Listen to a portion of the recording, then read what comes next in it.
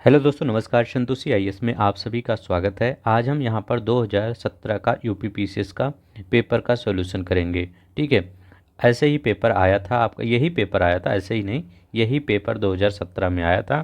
तो करंट को छोड़कर हम पूरा कर लेंगे। ठीक है, किस प्रकार से क्वेश्चन को करने से आपका क्या होगा, एक आप टेस्ट के थ्रू इसको ले सकते हैं। ठीक है, दूसरी तरह बात है ये है कि आपका रिवीजन हो जाएगा, क्योंकि मैं पूरे हर चीज़ को एक डिनोट करके बताऊंगा कि मतलब एक्सप्लेन भी करूंगा। ठीक है, तो चलते हैं, हम शुरू करते हैं। आप सबके लिए एक ही बात बता दूं कि इसको कंप्लीट करने के बाद, जैसे अभी 2017 का हो रहा कंप्लीट, इसके बाद हम आप ही सबका आया था मैसेज कि आर ओ का जो प्रीवियस ईयर सब है उसको करवा दीजिए। इसको कंप्लीट करने के बाद जब 23 तक कंप्लीट हो जाएगा तो हम आर ओ की जितने पेपर आए हुए हैं उनको कंप्लीट कर लेंगे। ठीक है, तो ऐसे आपका पीसीएस का भी प्रीवियस ईयर सब कुछ कंप्लीट हो जाएगा और आर ओ का भी प्रीवियस ईयर सब कुछ कंप्लीट हो जाएगा। तो चलते हैं, और दोनों ही सब यूथ कंपटीशन के बुक से कंप्लीट होगा।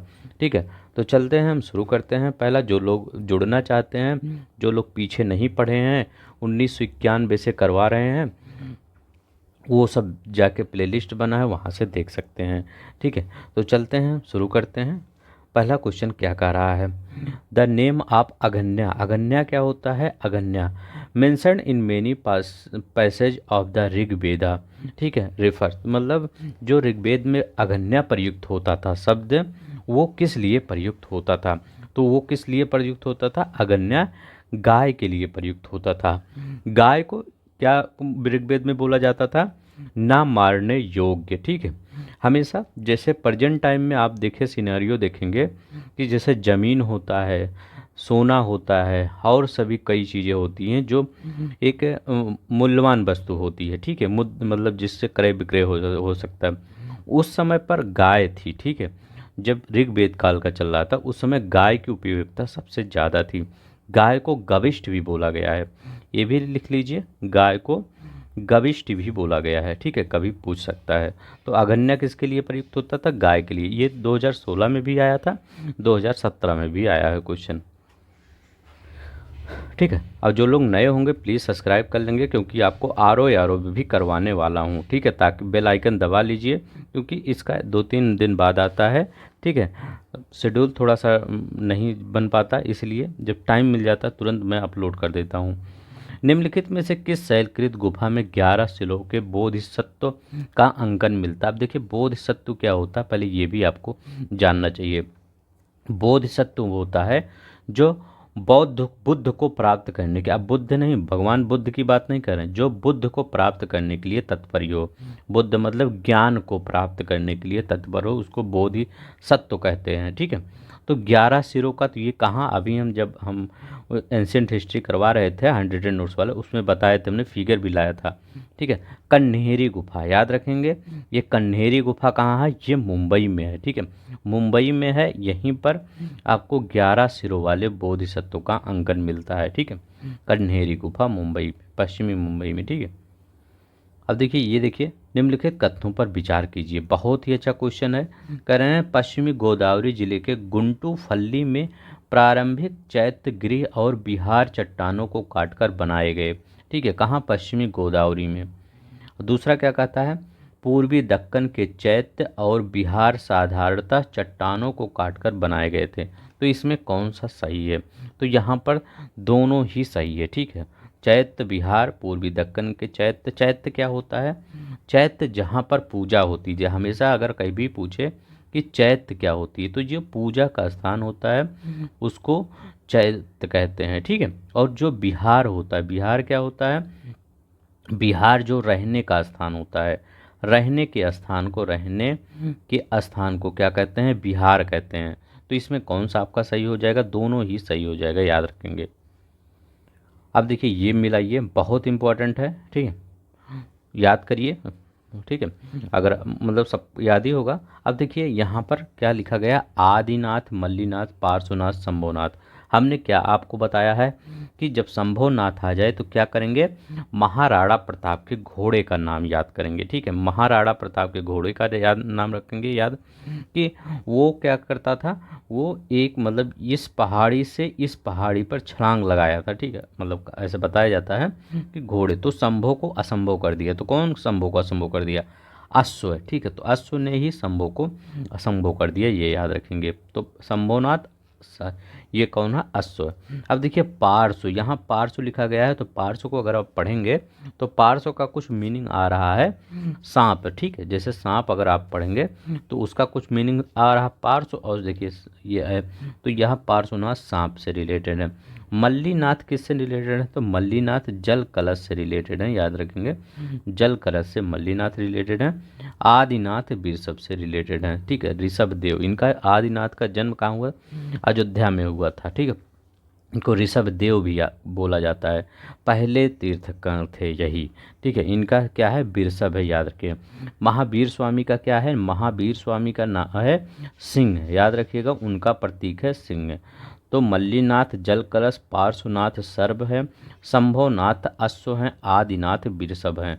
कैसे भी करके याद कर लीजिए, दो चार याद कर लीजिए, यहीं से पूछता है।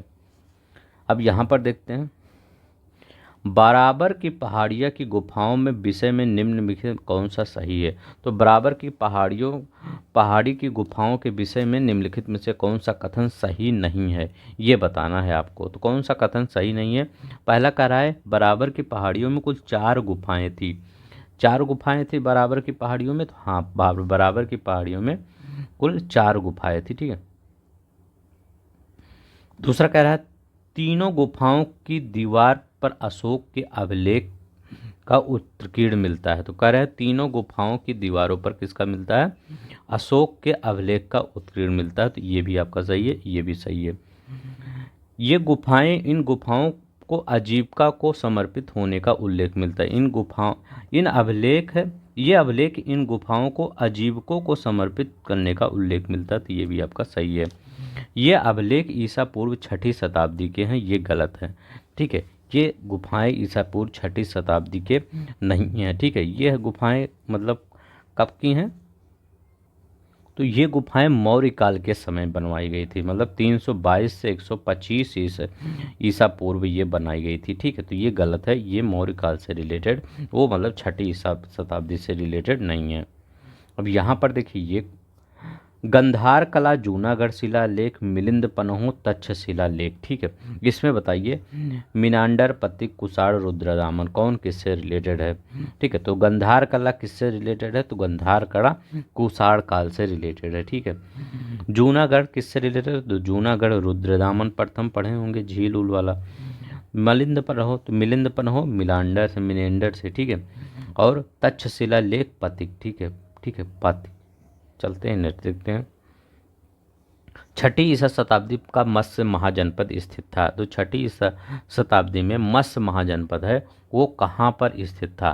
तो पहले याद रखिएगा मत्स्य महाजनपद की राजधानी। ठीक है, तो याद रखेंगे क्या, मत्स्य महाजनपद राजस्थान में अवस्थित था, और इसकी राजधानी विराटनगर थी। मत्स्य महाजनपद की राजधानी याद रखेंगे विराटनगर थी, और ये कहाँ पर, राजस्थान में था। ठीक है, याद रखेंगे कहाँ पर, राजस्थान में था। चलते हैं नेक्स्ट देखते हैं। जौनपुर राज्य का अंतिम शासक कौन था, जौनपुर राज्य का अंतिम शासक कौन था। तो पहले ये याद रखेंगे जौनपुर की स्थापना किसने करवाई थी। तो जौनपुर की स्थापना फिरोज शाह तुगलक ने। याद रखेंगे, कंफ्यूज करता है बहुत सा बार, फिरोज शाह तुगलक किसकी याद में। ठीक है, अब यह भी पता होना चाहिए किसी की याद में जौनपुर शहर की स्थापना करवाई गई थी। तो किसकी याद में, जौना खां। अब पूछेंगे ये जौना खां कौन है, तो ये हैं मोहम्मद बिन तुगलक। मोहम्मद, ये इनके बड़े भाई थे। ठीक है, मोहम्मद बिन तुगलक, इनकी याद में क्या, तुगलक। ठीक, तो मोहम्मद बिन तुगलक के कार्यकाल में फिरोज शाह तुगलक ने, नहीं इनकी याद में, ठीक है, इनको जौना भी बोला जाता था ना, किसकी, जौनपुर राज्य की स्थापना करवाई थी। अब देखिए ये तो याद हो गया। अब देखिए यहाँ पर एक चीज़ और पूछा जाता है कि जौनपुर को दिल्ली सल्तनत में किसने मिला लिया? तो बहलोल लोदी ने 1485 ईस्वी में, ठीक है, बहलोल लोदी था, ठीक है, लोदी वंश का बहलोल लोदी, ये 1485 ईस्वी में जौनपुर को दिल्ली सल्तनत में मिला लिया, ठीक है। अब इसका पूछ रहा अंतिम शासक कौन था? तो अंतिम शासक था हुसैन शाह, ठीक है, याद रखेंगे, हुसैन शाह अंतिम शासक था जौनपुर का। तो इतना याद रखेंगे। फिरोज शाह तुगलक ने जौना खां की याद में, जो मोहम्मद बिन तुगलक था, उसने क्या किया? जौनपुर का स्थापना किया। बहलोल लोदी ने 1485 ईस्वी में इसको दिल्ली में मिला लिया और इसका अंतिम शासक हुसैन शाह था। 1303 में काकतीय शासकों की सेना में निम्न में से किसकी सेना को वारंगल में परास्त किया?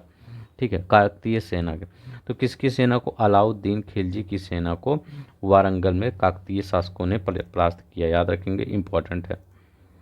अब देखिए, अकबर के शासनकाल में दक्कन में निम्न पद्धतियों में से कौन सा भू राजस्व वसूली का प्रचलित आधार था?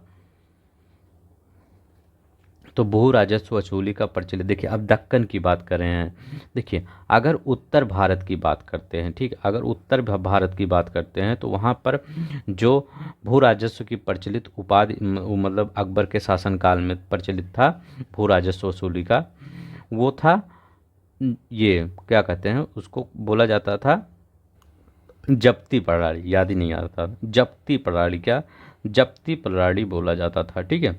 और जो दक्कन वाला क्षेत्र था वहाँ पर क्या क्या बोला जाता था? वहाँ हल की संख्या, ठीक है। तो अकबर के शासनकाल में अगर उत्तर भारत में देखा जाए तो भूमि पैमाइश के लिए जब्ती प्रणाली यूज किया जाता था, लेकिन अगर दक्षिण भारत में दक्कन के एरिया में देखा जाए तो दक्कन एरिया में हलों की संख्या के स्थान पर भू राजस्व बताया जाता था, कितना भू राजस्व निकलेगा, ठीक है। क्या है? हलों की संख्या के आधार पर। तो यहाँ पर बी वाला आपका सही। दक्कन पूछा है ना, अगर यहीं उत्तर भारत पूछा जाता तो जब्त होता, मतलब जब्ती प्रणाली, ठीक है। अब देखिए, निम्न विदेश यात्रियों में किसने जहांगीर के शासनकाल में भारत की यात्रा की? तो जहांगीर के शासनकाल में भारत की यात्रा किसने की? तो फ्रांसिस पेल्सर्ट, ठीक है, याद रखेंगे, फ्रांसिस पेल्सर्ट ने किसके शासनकाल में? जहांगीर के शासनकाल में भारत की यात्रा की, ठीक है। नेक्स्ट देखते हैं। अब देखिए, कौन सा सही सुमेलित नहीं है? कौन सा बताइए सही सुमेलित नहीं है? अच्छा क्वेश्चन है।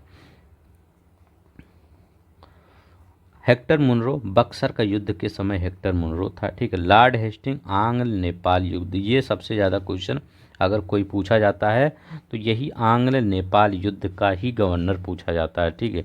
ये लॉर्ड हेस्टिंग था, याद रखेंगे कौन था? Lord Hasting. लॉर्ड बेलेजली, ये चतुर्थ आंग्ल मैसूर युद्ध में, ठीक है, लॉर्ड बेलेजली, इसी में क्या हुआ? टीपू सुल्तान मारा गया था, ठीक है, टीपू सुल्तान इसी में मारा गया था, ठीक है। लॉर्ड बेले चतुर्थ आंग्ल मैसूर युद्ध में। लॉर्ड कॉर्नवालिस करें तृतीय आंग्ल मराठा युद्ध, नहीं, तृतीय आंग्ल मैसूर अगर युद्ध होता तब ये होता, यहाँ मैसूर अगर होता तो ये सही होता। करें आंग्ल तृतीय आंग्ल मराठा युद्ध में ये नहीं था, उसमें भी कौन था? लॉर्ड हेस्टिंग था। कौन था? कब हुआ था ये आंग्ल मराठा युद्ध? 1817 से 1818 के बीच में हुआ था। इसमें लॉर्ड हेस्टिंग था, यही वाला आंग्ल नेपाल जो युद्ध हुआ था, इसके बाद ये भी युद्ध हुआ था। तो ये 16 के आसपास, 15-16 के आसपास हुआ था, ये 17-18 के आसपास हुआ था। उसी समय लॉर्ड हेस्टिंग भी था, ठीक है, लॉर्ड हेस्टिंग्स भी था, ठीक है। तो तृतीय आंग्ल मराठा युद्ध लॉर्ड हेस्टिंग, ठीक है, और लॉर्ड आंग्ल नेपाल युद्ध लॉर्ड हेस्टिंग। बेलेजली चतुर्थ आंग्ल मैसूर युद्ध बेलेजली था, ठीक है, ये याद रखेंगे। कॉर्नवालिस तृतीय आंग्ल मैसूर युद्ध अगर पूछे, या मराठा नहीं, अगर मैसूर युद्ध पूछे जब श्रीरंगपट्टनम की संधि उंधी हुई थी तब वो लॉर्ड कॉर्नवालिस था, ठीक है। लॉर्ड कॉर्नवालिस के बारे में एक चीज़ याद रखेंगे, जो अस्थाई बंदोबस्त इसी के काल में आया, लॉर्ड कॉर्नवालिस, अस्थाई बंदोबस्त, ठीक है। चलते हैं, नेक्स्ट देखते हैं। निम्न में से किन स्थानों पर डचों ने अपने व्यापारिक अड्डे स्थापित किए? तो व्यापारिक अड्डे डचों ने कहाँ पर स्थापित किए, ठीक है। तो देखिए, डचों ने पहली बार व्यापारिक अड्डे अब कहाँ पर? ये कोरोमंडल के मसूलीपट्टनम में, ठीक है, कोरोमंडल ये है, यहीं पर मसूलीपट्टनम है, याद रखेंगे, मसूलीपट्टनम, ठीक है, मछलीपट्टनम इसको बोला जाता है, कहीं मसूलीपट्टनम, ठीक है। ये वहीं पर सबसे पहला प्रथम कारखाना डचों ने स्थापित किया। तो कोई पूछे कि डचों ने प्रथम कारखाना मसूलीपट्टनम में स्थापित किया, और कई जगह नागपट्टिनम में भी, चिंसूरा में भी, सूरत, भरूच, आगरा में भी स्थापित किया, कोचीन, अहमदाबाद, पटना में सब जगह स्थापित किया था डचों ने। पटना में भी स्थापित किया गया था, बीपीएससी वाले जान लीजिए, पटना में भी डचों ने कारखाना स्थापित किया था। अब यहाँ पर देखिए कथनों पर विचार कीजिए। ब्रिटिश भारत में समानता भारत का व्यापार संतुलन अनुकूल था।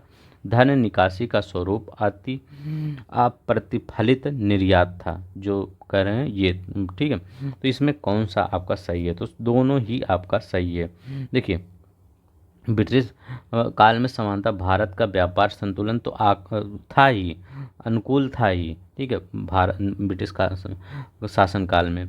लेकिन क्या हुआ, जैसे जैसे अंग्रेज आए वो ज़बरदस्ती अपना क्या किए, वो सब कुछ थोपने लगे नियम कानून, जिससे चाहे आप नील की खेती हो, किसी भी की खेती हो, वो सब करने लगे। इसीलिए क्या हुआ, धन की निकासी अप्रतिफलित निर्यात था।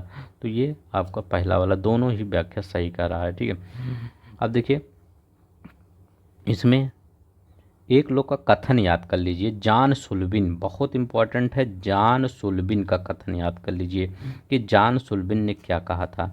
तो जॉन सुल्बिन ने कहा था कि जो हमारे वस्तु हैं, वस्तु नहीं उसकी प्रणाली है, उसकी मतलब जान से अंग्रेजों की प्रणाली है, वो कह रहे थे प्रणाली, ठीक है, सिस्टम जो उनकी है, वो कह रहे थे कि जो स्पंज है हमारा, स्पंज मतलब उनका जो एक स्पंज की तरह जो काम करता था, गंगा के किनारे की अच्छी वस्तु ले लेती थी और टेम्स नदी के किनारे उसको निचोड़ देती थी।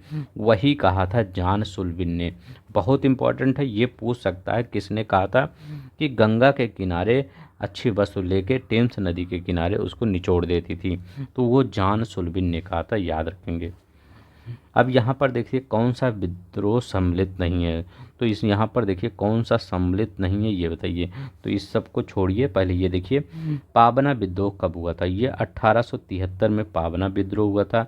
दक्कन का विद्रोह कब हुआ था? 1875 में दक्कन का विद्रोह हुआ था। ये भी सही है। भी सन्यासी विद्रोह कब हुआ था? 1800 नहीं, 1763 में से 1800 के बीच में हुआ था। लेकिन 1763 ज़्यादा याद रखिए क्योंकि ये ज़्यादा पूछा जाता है उसी बंगाल बस बक्सर का युद्ध के समय, ठीक है। तो सन्यासी विद्रोह 1763 में। कोल विद्रोह कब हुआ था? 1831 से 1832 के ईस्वी के बीच में कोल विद्रोह। तो दोनों ही आपका क्या हुआ, गलत था, ठीक है। तो चाहे सी लगाए होंगे चाहे डी लगाए होंगे, दोनों ही नंबर मिल गया होगा। तो ये सन्यासी विद्रोह, सन्यासी रिवोल्ट, ये 1894, अगर ये 1794 दिया होता तब भी सही कुछ हद तक हो जाता, लेकिन ये तो बहुत ज़्यादा आगे दे दिया गया। 1763 से 1800 के 1831 से 32 के बीच कोल विद्रोह हुआ था। चलते हैं नेक्स्ट देखते हैं। निम्नलिखित में किस समाज सुधारक ने 1826 के जूरी अधिनियम का घोर विरोध किया था? तो जूरी अधिनियम का घोर विरोध राजा राम मोहन राय ने किया था। उन्होंने 1815 में एक सभा की स्थापना की जिसका नाम है आत्मीय सभा। याद रखिएगा, बहुत इंपॉर्टेंट है, आत्मीय सभा। अब देखिए जूरी का विरोध क्यों किया था? क्योंकि इसमें कहा गया था कि जो भारतीय लोग अंग्रेजों का मुकदमा नहीं सुनेंगे, ठीक है। मतलब ये नहीं कर सकते कोई भारत का व्यक्ति जज बैठ के बैठा रहे बन के और वो अंग्रेज नीचे खड़ा होकर उसका मुकदमा सुने। मतलब ये एक नियम लाया गया था कि ऐसा नहीं हो सकता। तो इसी का विरोध किए थे राजा राम मोहन राय। कह रहे थे कि हर जगह सब कुछ न्याय समान होना चाहिए। निम्नलिखित में से किस वर्ष बंगाल के मिदनापुर जिले में जातीय सरकार की स्थापना हुई थी? तो किस वर्ष हुई? तो ये जब भारत छोड़ो आंदोलन चल रहा था तो उसी समय ये सब स्थापना हो रही थी। तो देखिए कई जगह हुई थी। तो इसका तो आंसर 1942 में। कहाँ पर? मिदनापुर तामलुक। अगर पेपर में मिदनापुर ना दे, अगर तामलुक दे दे तब भी आप लगाइएगा यही तामलुक, ठीक है, 1942 में। एक बहुत बार पूछा जाता है बलिया में भी हुआ था। बलिया में चित्तू पांडे, याद रखेंगे, बलिया में चित्तू पांडे, चित्तू पांडे। तो बलिया में चित्तू पांडे ने अगस्त 1900, ठीक है, अगस्त 1942 में किसकी स्थापना की थी? अगस्त 1942 में किसकी? ये अपनी सरकार बनाई थी, ठीक है, खुद की सरकार बनाई थी। अब देखिए, मतलब समांतर सरकार इसको बोला जाता है। क्या है? समांतर सरकार चला रहे थे, ठीक है। सतारा में भी, सतारा में कब बना था? 1943 से 45 के बीच में सतारा में भी चला था, ठीक है। बलिया में बहुत लंबे समय तक चला था। निम्न किस केस के समस्त संसार में चर्चा हुई और अभियुक्तों के समर्थन में Albert Einstein, H G Wells, Harold Laski और रूजवेल्ट ने सहानुभूत टिप्पणियाँ की थी? मतलब कौन सा ऐसा केस था, जैसे अभी भारत में भी कोई ऐसा बड़ा केस हो जिस पे बहुत बड़े बड़े नेता लोग उस पर टिप्पणी कर, नेता लोग नहीं, नेता लोग तो सब पे कर देते हैं टिप्पणी, कोई जो बड़ा, बहुत बड़ा जानकार हो, ठीक है, नोबेल प्राइज मतलब विजेता हो, ठीक है, जैसे मान लीजिए बड़ा सत्ता नडेला जी हो गए, या सत्यार्थ कैलाश सत्यार्थी हो गए, ये सब उस पर टिप्पणी करें तो कि उस पर क्या रिएक्शन है। तो उसी समय क्या हुआ था? मेरठ संयंत्र मुकदमा हुआ था, ठीक है, बहुत इंपॉर्टेंट है मेरठ संयंत्र मुकदमा, ठीक है। ये कब हुआ था? 1929 से 1933 के बीच में ये मुकदमा चला था मेरठ। इसमें क्या किया था? जो कम्युनिस्ट क्रांतिकारी थे, ठीक है, कम्युनिस्टों पर मुकदमा, कुछ 25 कम्युनिस्ट क्रांतिकारी थे, ठीक है, तो उन्हीं पर क्या किया गया था? मुकदमा चलाया गया था, ठीक है। इसमें 3 अंग्रेज भी थे, तो इसी 3 अंग्रेज भी थे, इसीलिए ये सब क्या किए थे? समर्थन किए थे, मतलब सहानुभूत टिप्पणी किए थे Albert Einstein, H D Wells, Harold Laski, ठीक है, और तथा रूजवेल्ट ने, ठीक है। तो याद रखेंगे मेरठ संयंत्र क्या था? 25 कम्युनिस्टों पर मुकदमा चलाया गया था।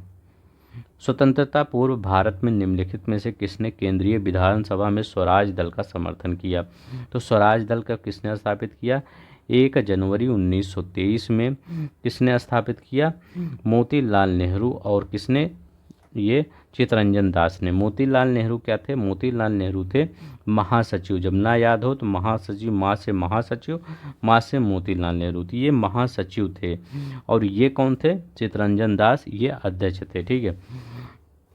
कहाँ पे किया गया था ये स्वराज दल की स्थापना? ये इलाहाबाद में किया गया था। कहाँ पर? इलाहाबाद में। कौन कौन इसका समर्थन किया था?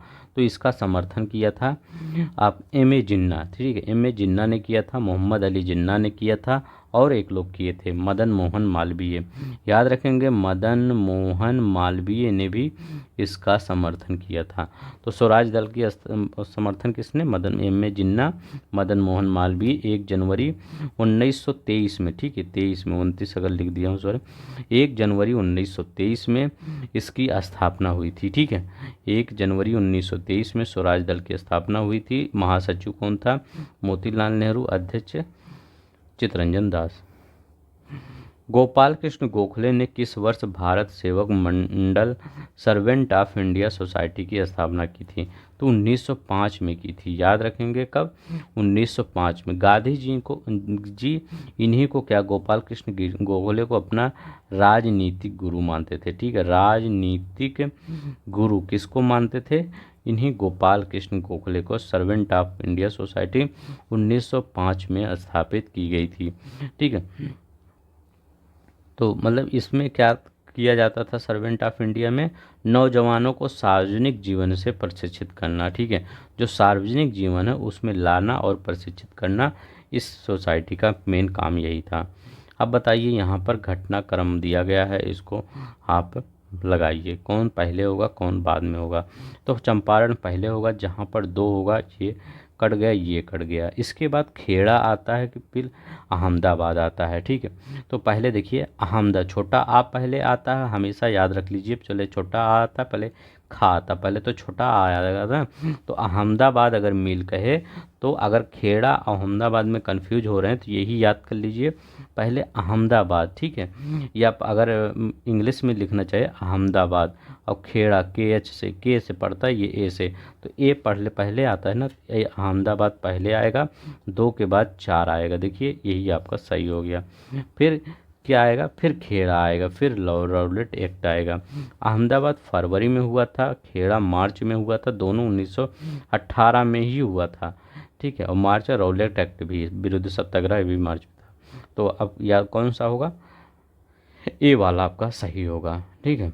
तो याद रखेंगे ये फरवरी, वो अहमदाबाद फरवरी 1918, ये मार्च 1918 होगा, ठीक है, 1918 खेड़ा। तो खेड़ा बाद में, अहमदाबाद पहले आता है। सिपकिला, बोमडिला, नाथुला, जोजिला। सिपकिला दर्रा कौन सा है? हिमाचल प्रदेश में सिपकिला दर्रा है। करें बोमडिला कहाँ है? तो बोमडिला अरुणाचल प्रदेश में, एक भी एकदम सही है। नाथुला कहाँ है? ये मेघालय में नहीं, ये सिक्किम में है, ठीक है, मेघालय नहीं सिक्किम में है। जोजिला दर्रा जम्मू कश्मीर में है, ठीक है, याद रखेंगे जोजिला जम्मू कश्मीर में है। अब यहाँ पर देखते हैं दूध सागर, डुडुमा, गोकक, जोग, ये जलप्रपात आपको बताना, ये सब जलप्रपात कहाँ पर हैं, ठीक है। तो दूध सागर किस नदी पर है? तो दूध सागर मांडवी नदी पर है, याद रखेंगे दूध सागर मांडवी नदी पर है, ये गोवा के आसपास पड़ता है, ठीक है, दूध सागर मांडवी नदी। डूडमा किस नदी पर है? तो ये मच्छकुंड, ठीक है, मच्छकुंड डूडमा है, ठीक है। गोकक, गोकक घाट प्रभा, याद रखेंगे गोकक घाट प्रभा नदी पर है गोकक। जोग किस नदी पर है? तो जोग शरावती नदी पर, बहुत बार पूछा जाता है जोग किस नदी पर है? शरावती नदी पर जोग है, तो जोग शरावती नदी पर, याद रखेंगे। गोकक घाट प्रभा नदी पर, डूडमा मच्छकुंड नदी पर, दूध सागर मांडवी।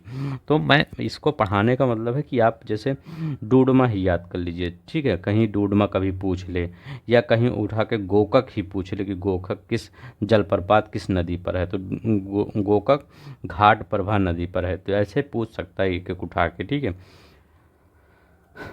निम्नलिखित पहाड़ी जातियों का पश्चिम से पूर्व, मतलब पहाड़ी जातियों का पश्चिम से पूर्व ये बताइए कौन सा है? तो मतलब जो जनजातियां हैं वो बताइए कि इस साइड से इस साइड। तो आप जानते हैं पहले गारो आती है पहाड़ी पर, खासी आती है, फिर जयंतिया आती है, ठीक है, गारो, खासी, जयंतिया, फिर कौन सा आएगा? फिर नागा आएगा, ठीक है, नागा एकदम मतलब नागा कहाँ पर पड़ता है? नागालैंड, मणिपुर, मिजोरम, इस साइड के एरिया में ये पड़ते हैं, तो ठीक है। तो गारो, खासी, जयंतिया, ये फिर नागा, ठीक है, हमेशा इस साइड से यही होगा, गारो, खासी, जयंतिया। जैसे पहाड़ हैं वैसे जनजातियाँ भी हैं, ठीक है, पहले पहाड़ गारो पड़ता है, फिर खासी पड़ता है, फिर जनजातियाँ पहाड़ पड़ता है, इधर नागा, ठीक है। देखिए यहाँ पर ये तो हो गया ना।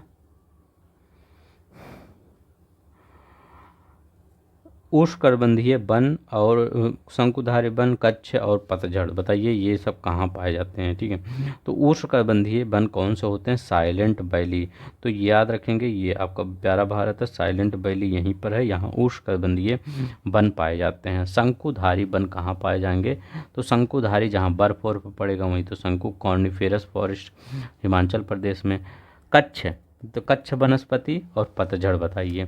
तो पतझड़ जहाँ गर्मी पड़ेगी तो राजस्थान में गर्मी पड़ती है, कच्छ वनस्पति जहाँ बारिश ज़्यादा होगी, तो ये सुंदरबन, ठीक है, कच्छ सुंदरबन में, ठीक है, तो याद रखेंगे इम्पोर्टेंट है। कच्छ राजस्थान में मत लगा दीजिएगा, कच्छ सुंदरबन लगाएंगे, ठीक है। और पतझड़ डेसिडुअस फॉरेस्ट ये राजस्थान में। उत्तर प्रदेश में कितने जलवायु क्षेत्र पाए जाते हैं? बहुत बार पूछा जाता है, हर बार ये क्वेश्चन आ जाता है, ठीक है, 2-3 साल में एक बार आ ही जाता है। तो उत्तर प्रदेश में कृषि जलवायु देखिए, क्लाइमेटिक जोन अगर पूछ ले, how many agro climatic zone, बहुत इंपॉर्टेंट है, ACZ याद रखिएगा, ACZ एग्रो क्लाइमेटिक जोन कितने हैं? 9, ठीक है, याद रखेंगे 9 है। कौन कौन से क्षेत्र होते हैं? तो जो मान लीजिए ये उत्तर प्रदेश बनाता हूँ, सही तो बन नहीं पाएगा, ऐसे देखिए, मान लीजिए उत्तर प्रदेश है, ठीक है, तो इसमें कौन सा क्षेत्र होता है? एक भाभर तराई क्षेत्र, जो ऊपर वाला बेल्ट होता है, इसको कहते हैं, देखिए 9 बता रहा हूँ, याद रख लीजिए, इसको भाभर और तराई क्षेत्र, ठीक है, एक ही में आता, भाभर और तराई क्षेत्र। तो एक हो गया ये भाबर और तराई क्षेत्र, दूसरा हो गया पश्चिमी मैदान क्षेत्र। तो ये पश्चिमी मैदान ये वाला क्षेत्र जिसमें मेठा, मेरठ, गाजियाबाद, बागपत ये सब पड़ता है, तो ये पश्चिमी मैदान क्षेत्र, याद रखेंगे पश्चिमी मैदान क्षेत्र। इसके बाद कौन सा आता है? मध्य पश्चिमी मैदान, तो मध्य पश्चिमी मैदान, तो मध्य पश्चिमी मैदान ये वाला इस एरिया पर जाएगा फर्रुखाबाद, ठीक है। तो मध्य पश्चिमी मैदान हो जाएगा।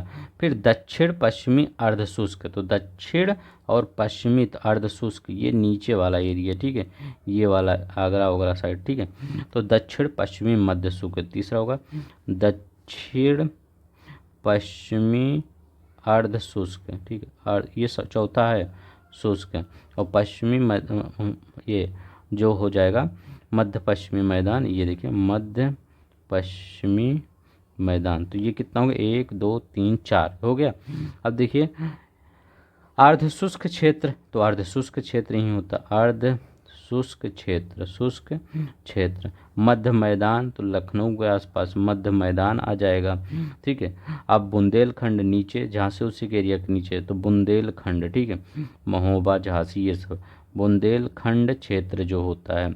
उत्तर पूर्वी मैदान, तो उत्तर पूर्वी मैदान कौन हो जाएगा, ये गोरखपुर साइड रोड, ठीक है, ये होगा उत्तर पूर्वी मैदान, ठीक है, उत्तर पूर्वी मैदान। अब इधर क्या हो जाएगा, पूर्वी मैदान, ठीक है, बलिया उलिया साइड, तो पूर्वी मैदान। अब एक याद रखेंगे सोनभद्र उधर साइड में एक विंध्य क्षेत्र होता है, वो याद रखेंगे, विंध्य क्षेत्र। तो एक बार मैं पढ़ देता हूँ, आप याद कर लीजिए।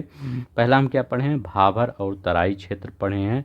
दूसरा क्या पढ़े हैं, पश्चिमी मैदान पढ़े हैं, पश्चिमी मैदान क्षेत्र नव एग्रो क्लाइमेट जोन में बता रहा हूँ। तीसरा क्या पढ़े हैं, मध्य पश्चिमी मैदान क्षेत्र, तो यहाँ मध्य पश्चिमी मैदान क्षेत्र तीसरा पढ़े हैं। चौथा क्या पढ़े हैं, अर्धशुष्क क्षेत्र, ठीक है, तो अर्धशुष्क क्षेत्र भी पढ़े हैं, ठीक है।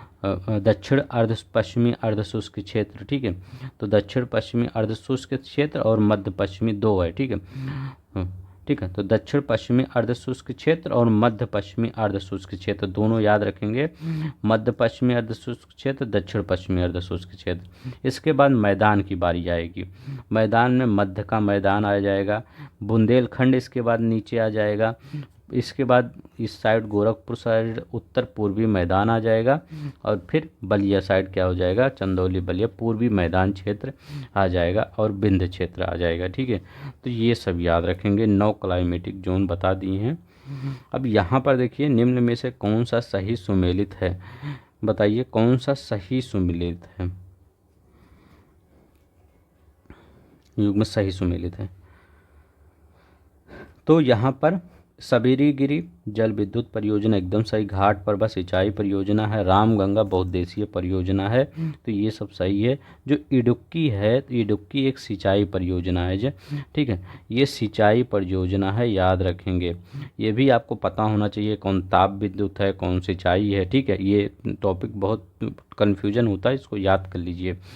जो ये इस सिंचाई परियोजना है वो किस नदी पर है, पेरियार नदी पर है, ठीक है, पेरियार नदी पर केरला में स्थित है इडुक्की परियोजना। अब यहाँ में देखिए नए शैलकर्मों में भारत का 90% से अधिक कोयला प्रदान करता है कौन, तो ये तो बताया हूँ, गोंडवाना जो क्षेत्र होता है यहाँ पर 90% से ज़्यादा कोयला प्राप्त होता है। कोयला की सबसे अच्छी किस्म कौन होती है, एंथ्रेसाइट, तो एंथ्रेसाइट बहुत ही रेयर केस में मिलता है, लद्दाख के एरिया में कुछ मिल जाता है और वो भी नहीं मिलता। हमारे यहाँ सबसे ज़्यादा बिटुमिनस टाइप का कोयला मिलता है, ठीक है, क्या है, बिटुमिनस टाइप का कोयला सबसे ज़्यादा गोंडवाना क्षेत्र में पाए जाते हैं। अब देखिए निम्नलिखित में लोहा और इस्पात कारखानों में कौन से कच्चे माल के समीप नहीं है, तो कच्चे माल के समीप कौन सा नहीं है, तो सलेम कच्चे माल के समीप नहीं है। अब पूछेंगे ये जमशेदपुर बताइए किस कच्चे माल के, तो ये गुरु महसानी अयस्क क्षेत्र, देखें गुरु महसानी सुने होंगे, उड़ीसा का है, ठीक है। देखिए इसमें कई चीज़ें मैं याद करवा रहा हूँ, गुरु महसानी कहाँ है, उड़ीसा का है। ये इसी के यहाँ से क्या होता है, गुरु महसानी से लोहा और मयूरभंज से लोहा कोयला निकाला जाता है, वो गुरु महसानी से लोहा और मयूरभंज से भी लोहा निकाला जाता है। तो याद रखिएगा जमशेदपुर के लिए गुरु महसानी और मयूरभंज से लोहा निकाला जाता है, ठीक है। अब पूछेंगे कोयला कोयला भी, तो कोयला झरिया से निकाला जाता है, ठीक है। याद रखिएगा झरिया, ये जमशेदपुर की बात कर रहे हैं, ठीक है। अब नदी भी चाहिए क्योंकि किसी फैक्ट्री के लिए एक नदी की ज़रूरत होती है, तो यहाँ पर कौन से स्वर्ण रेखा नदी, स्वर्ण रेखा नदी, ठीक है। और कई छोटी छोटी नदियाँ हैं, वो सब इसमें मतलब ये जमशेदपुर पानी पाता है, ठीक है। तो कौन सा, गुरु महिसानी मयूरभंज, ये उड़ीसा में है, यहाँ से लोहा मिलता है, और ठीक है झरिया से कोयला। राउरकेला में, तो राउरकेला का ये कौन सा क्षेत्र है लोहे के लिए, क्योंझर क्षेत्र, ठीक है। याद रखिएगा क्योंझर क्षेत्र उड़ीसा का ये भी है राउरकेला के लिए। अब पूछेंगे कोयला कहाँ, तो कोयला भी यहाँ भी झरिया से ही प्राप्त होता है, क्या होता है, झरिया से ही प्राप्त होता है, झरिया से, ठीक है, झरिया से प्राप्त होता है। अब यहाँ नदी कौन सी होगी, ब्राह्मणी नदी, याद रखेंगे ब्राह्मणी नदी राउरकेला में, ठीक है। दुर्गापुर, तो दुर्गापुर में कौन, छोटा नागपुर पठार से लोहा और कोयला मिलता है, तो छोटा नागपुर पठार, ठीक है। और ये दुर्गापुर में बराबर की पहाड़ियों से। अब दुर्गापुर में नदी पूछेंगे तो दामोदर नदी, ठीक है, दामोदर नदी से पानी लिया जाता है, तो इतना याद रखेंगे। अब देखिए यहाँ पर क्वेश्चन है, Balco Hindalco aluminium, Indian aluminium company NALCO, ठीक है। अब इसको बताना है कौन सा सही है। तो बाल्को कहाँ स्थित है, तो बाल्को कोरबा में स्थित है। पूछेंगे कोरबा कहाँ पर है, तो कोरबा छत्तीसगढ़ में है। हिंडाल्को कहाँ है, तो हिंडाल्को कहाँ पर है, रेणुकूट में है। याद रखेंगे हिंडाल्को रेणुकूट में है। इंडियन एल्युमिनियम कंपनी हीराकुंड में है, ठीक है, हीराकुंड में। नाल्को कहाँ है, कोरापुट, कोरापुट कहाँ, उड़ीसा में है, ठीक है, याद रखिएगा, ये मिला लीजिए। Indian aluminium company Hirakud, Hindalco Renukoot, Balco Korba, ठीक है, और ये नाल्को कोरापुट उड़ीसा। भारत का सर्वाधिक गहराई वाला बंदरगाह कौन सा है, तो भारत का कह रहे हैं सबसे ज़्यादा गहराई वाला बंदरगाह, तो भारत का अगर सबसे ज़्यादा गहराई वाला पूछे तो वो कौन सा बंदरगाह है, वो विशाखापट्टनम है। लेकिन यहाँ पर विशाखापट्टनम आंसर में दिया नहीं गया है, तो दूसरा कौन सा है, तो पारादीप, जो कहाँ पर है, उड़ीसा में है पारादीप बंदरगाह, यही सबसे ज़्यादा गहराई वाला। लेकिन ये एक कृत्रिम गहराई वाला सबसे बड़ा बंदरगाह है।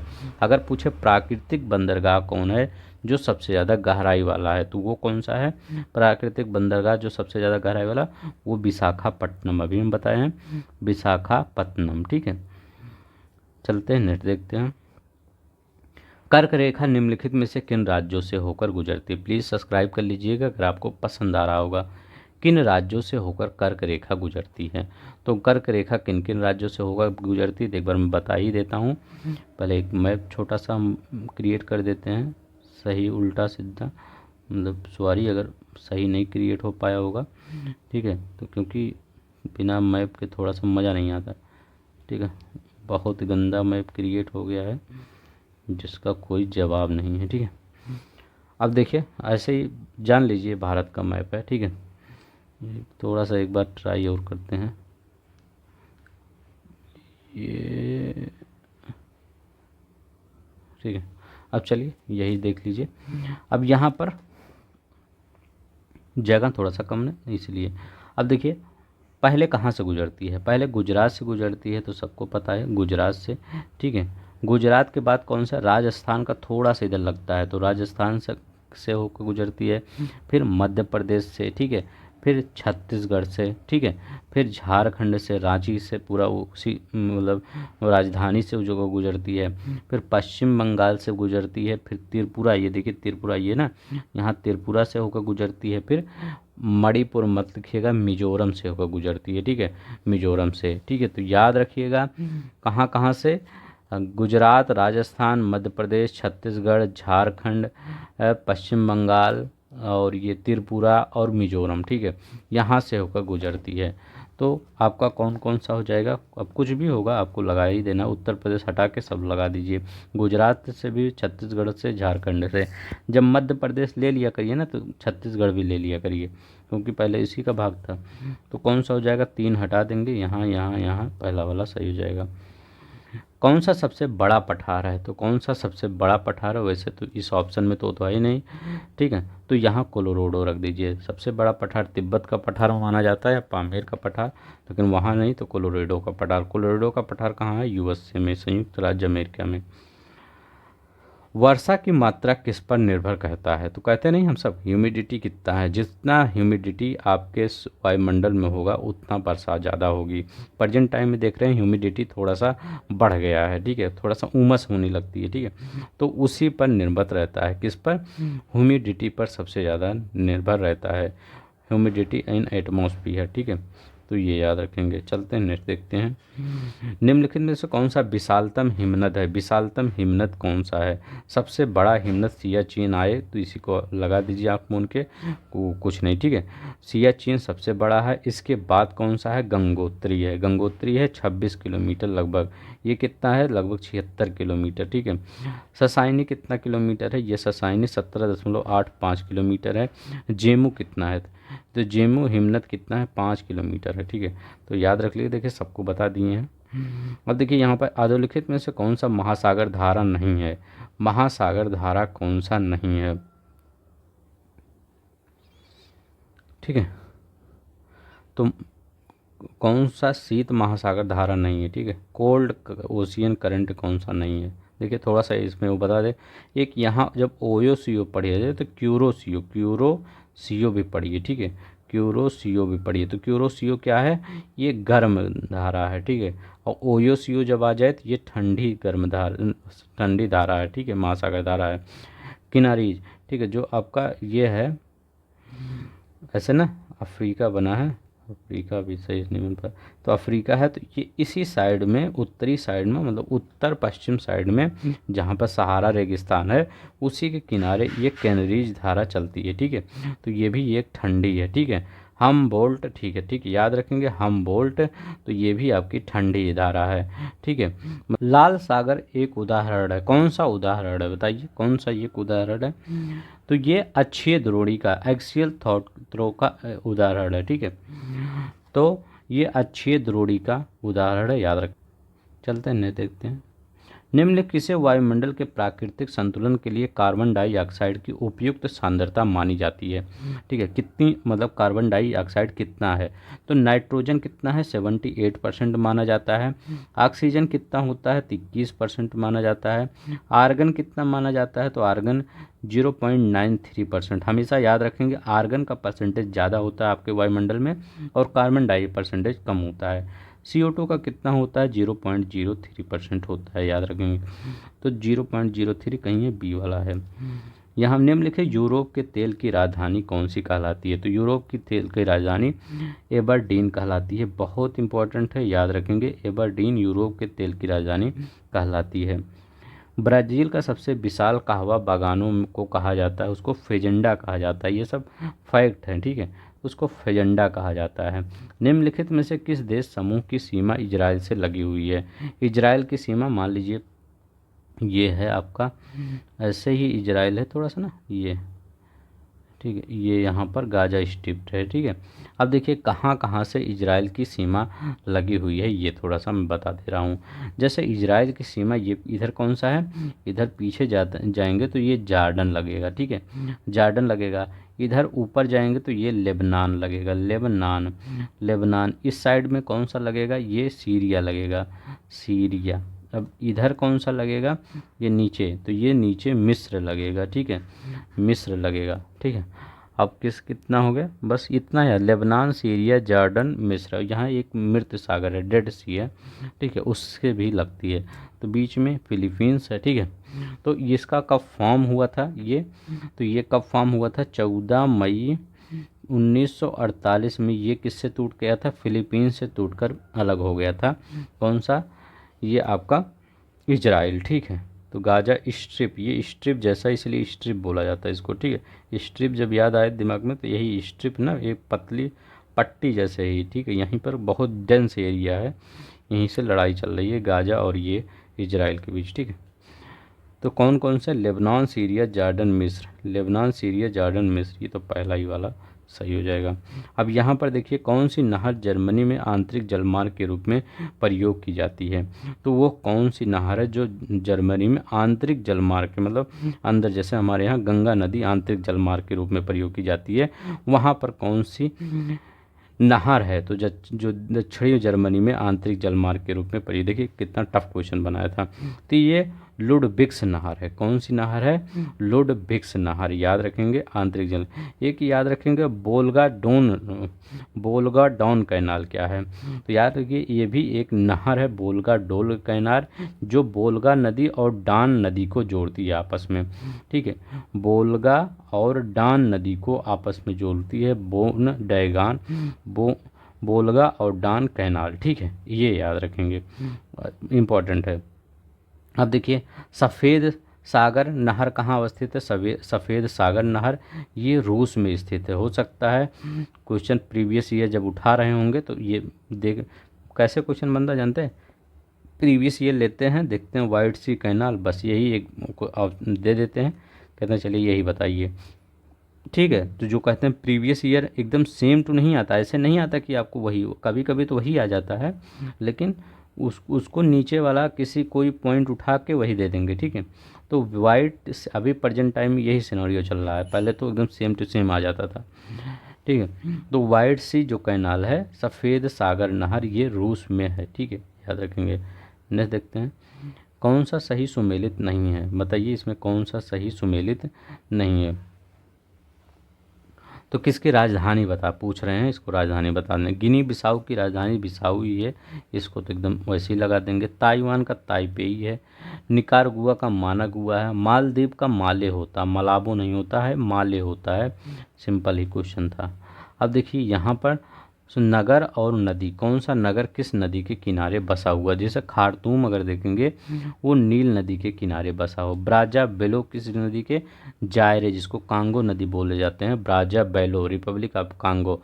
ठीक है, राजधानी तो जायरे के किनारे बसा है। रॉटरडैम किस नदी के किनारे? राइन नदी के किनारे। पेरिस सीन नदी के किनारे है। ठीक है, ये याद रखेंगे। अब यहाँ पर देखिए 2011 की जनगणना के अनुसार निम्नलिखित राज्यों में किसमें अनुसूचित जनजातियों की संख्या का उसके कुल जनसंख्या के हिसाब से न्यूनतम है। मतलब जितना जनसंख्या पूरे प्रदेश की है उससे बहुत ही कम है। तो हमारे यहाँ पर देखते हैं लगभग 2% भी मुश्किल से। ठीक है, तो कहाँ है? उत्तर प्रदेश में। तो इसमें ये हमारे यहाँ बहुत जनसंख्या है, लेकिन इनका कहने का मतलब पूछ रहा है कि जहाँ पर बहुत जनसंख्या तो बहुत ज़्यादा है, उसके कंपेयर में अनुसूचित जनजातियों की संख्या, ट्राइबल्स की पॉपुलेशन कितनी है? तो वो बहुत कम है उत्तर प्रदेश में। ठीक है, इसका आंसर उत्तर प्रदेश हो जाएगा, नहीं तो आपको कहेंगे उत्तर प्रदेश में तो बहुत से ट्राइब पाई जाती हैं। ठीक है, तो उत्तर प्रदेश में। ठीक है, एसटी की कितनी? 0.6%। ठीक है, उत्तर प्रदेश में कुल जनसंख्या में जब एसटी का परसेंट देखेंगे 2011 में तो 0.6% है। ठीक, एसटी का परसेंट। और कोई पूरी अनुसूचित जनजाति की अगर देखा जाए, ये तो सिर्फ एसटी की हो गया, अनुसूचित जनजाति की तो वो है 11,34,273, 11,34,273। ठीक है, अब देखिए यहाँ पर 2011 की जनगणना को किस राज्य में जनसंख्या की कमी आई? तो नागालैंड में जनसंख्या की कमी देखी गई है। ठीक है, मणिपुर में बहुत ज़्यादा वृद्धि देखी गई, 24.5% वृद्धि देखी गई। यहाँ पर 0.6 लेकिन माइनस में। ठीक है, नागालैंड में बहुत ज़्यादा कमी देखी गई। ठीक है, अब यहाँ पर देखिए विश्व स्वास्थ्य संगठन WHO के अनुसार 1993 में विश्व में 16.5 मिलियन छुआछूत की बीमारियों के कारण हुआ है। ठीक है, 1993 में बोल रहे थे। स्वास्थ्य नियोजन के बिना नगरीकरण के कारण इस प्रकार की बीमारियां फैलती हैं। तो बताइए इसमें आपका कौन सा सही है? तो कौन सा आपका सही है? तो दोनों तो सही है, लेकिन व्याख्या नहीं कर रहा। अगर मैं कहूँ कि छुआछूत के कारण बीमारियां, तो नगरीकरण तो ऐसा थोड़ी है कि जहाँ नगर होंगे वहाँ ज़्यादा छुआछूत। नगरीकरण में तो और लोग किसी से बात नहीं करते। ठीक है, तो कभी नगर में देखें कोई किसी से बात करे? जैसे तो छोटे सिटी में तो बात करती हैं, बड़ी सिटी में देखिए कोई किसी को पहचानता भी नहीं है। ठीक है, निम्नलिखित में से कौन सा राज्य आर्थिक दृष्टि से ऊपर किंतु लिंग अनुपात के आधार पर सबसे नीचे है? तो हरियाणा कहाँ गया? आर्थिक दृष्टि से इसकी जीडीपी बहुत मतलब इसमें काफ़ी अमीर लोग रहते हैं हरियाणा में, लेकिन लिंगानुपात में सबसे नीचे है। ठीक है। अब यहाँ पर राज्यों का संघ की संकल्पना प्राप्त किया जाता है। राज्यों का संघ कहाँ से संकल्पना लिया जाता है? तो कहाँ से लिया गया है राज्यों का संघ? ब्रिटिश नॉर्थ अमेरिका से लिया गया है। याद रखेंगे, ब्रिटिश नॉर्थ अमेरिका से राज्यों की संघ का संकलन लिया गया है। भारत एक लोकतांत्रिक देश है। हाँ, भारत एक तो लोकतांत्रिक, अभी इलेक्शन नहीं हुआ। भारत का अपना एक संविधान है। हाँ, दोनों सही है। भारत का लोकतांत्रिक देश है, भारत का एक अपना संविधान है। ठीक है, इसमें बताने की ज़रूरत थोड़ी है, हम सबको पता ही है। लेकिन क्यों लोकतांत्रिक है? क्योंकि हमारा एक अपना संविधान है। अगर हम तो दूसरे का मान लीजिए बहुत संविधान लिए हैं, ठीक है, अगर बाद में हम कह देते हैं नहीं हमारा ये संविधान नहीं है, हम दूसरे का संविधान, तो क्या हमारे यहाँ इलेक्शन नहीं होंगे? होंगे। तो ऐसा कोई लॉजिक थोड़ी है कि हमारा एक संविधान है तभी लोकतांत्रिक है। ठीक है, तो ये गलत है। तो ये पहले दोनों ही सही है, लेकिन व्याख्या गलत करता है। कौन सा अनुच्छेद 21 के दायरे में नहीं आता? तो एक चिकित्सक द्वारा घायल को चिकित्सीय सहायता देना आता है। कार्यस्थल पर महिलाओं का लैंगिक उत्पीड़न रोकना, पानी की गुणवत्ता को दूषित करना। ठीक है, तो ये अनुच्छेद के दायरे में नहीं आता, ये मृत्युदंड है। ठीक है, तो ये याद रखिएगा, ये नहीं। तो आप पानी स्वस्थ मांग सकते हैं, ये महिलाएं शिकायत कर सकती हैं, और आप चिकित्सा है, लेकिन मृत्युदंड आप नहीं मांग सकते। ठीक है, कहते हैं कि हमारा ये अधिकार है मृत्युदंड, ऐसा नहीं है। भारत एवं अमेरिका की राजनीतिक व्यवस्थाओं के बीच में कौन सी विशेषताएं समान हैं? बताइए, ये बताइए कौन सी विशेषताएं समान है?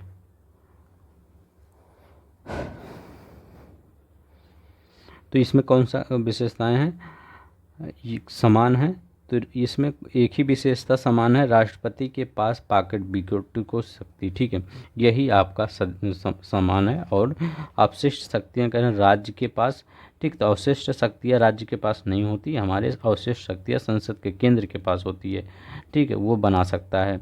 अवशिष्ट शक्तियाँ केंद्र के पास होती हैं, residuary power visited at centre. ठीक है, तो हमारे यहाँ तो होती हैं, लेकिन वहाँ नहीं होती थी, यहाँ और यहाँ। एक हमारे यहाँ होती है, एक नहीं। अगर दोनों कह दिया जाता यहाँ दोनों लोग के समान है तब सही हो जाता, लेकिन अलग अलग बोला है। उच्च सदन में कुछ मनोनीत सदस्य।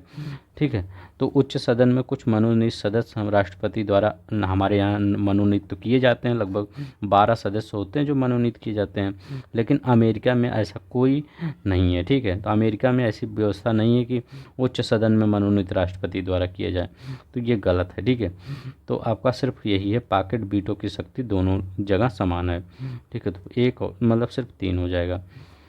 किस अधिवेशन गठित करने की गणपूर्ण कोरम, मतलब लोकसभा का अधिवेशन अगर गठित करना है तो कितने लोग होने चाहिए? मतलब अगर किसी दिन बारिश हो रही है, बचपन में देखे होंगे जब बारिश होती थी तो क्या कहते थे हम सब 9-10 बजे तक भगवान से ऊपर वाले से मनाते कि 9-10 बजे तक बारिश जारी रहे, ताकि जब टाइम निकल जाए स्कूल का तो क्या किए फिर आज छुट्टी हो। लेकिन क्या करते थे भगवान, बीच में 15-20 मिनट के लिए रोक देते थे, फिर चालू कर देते थे बारिश।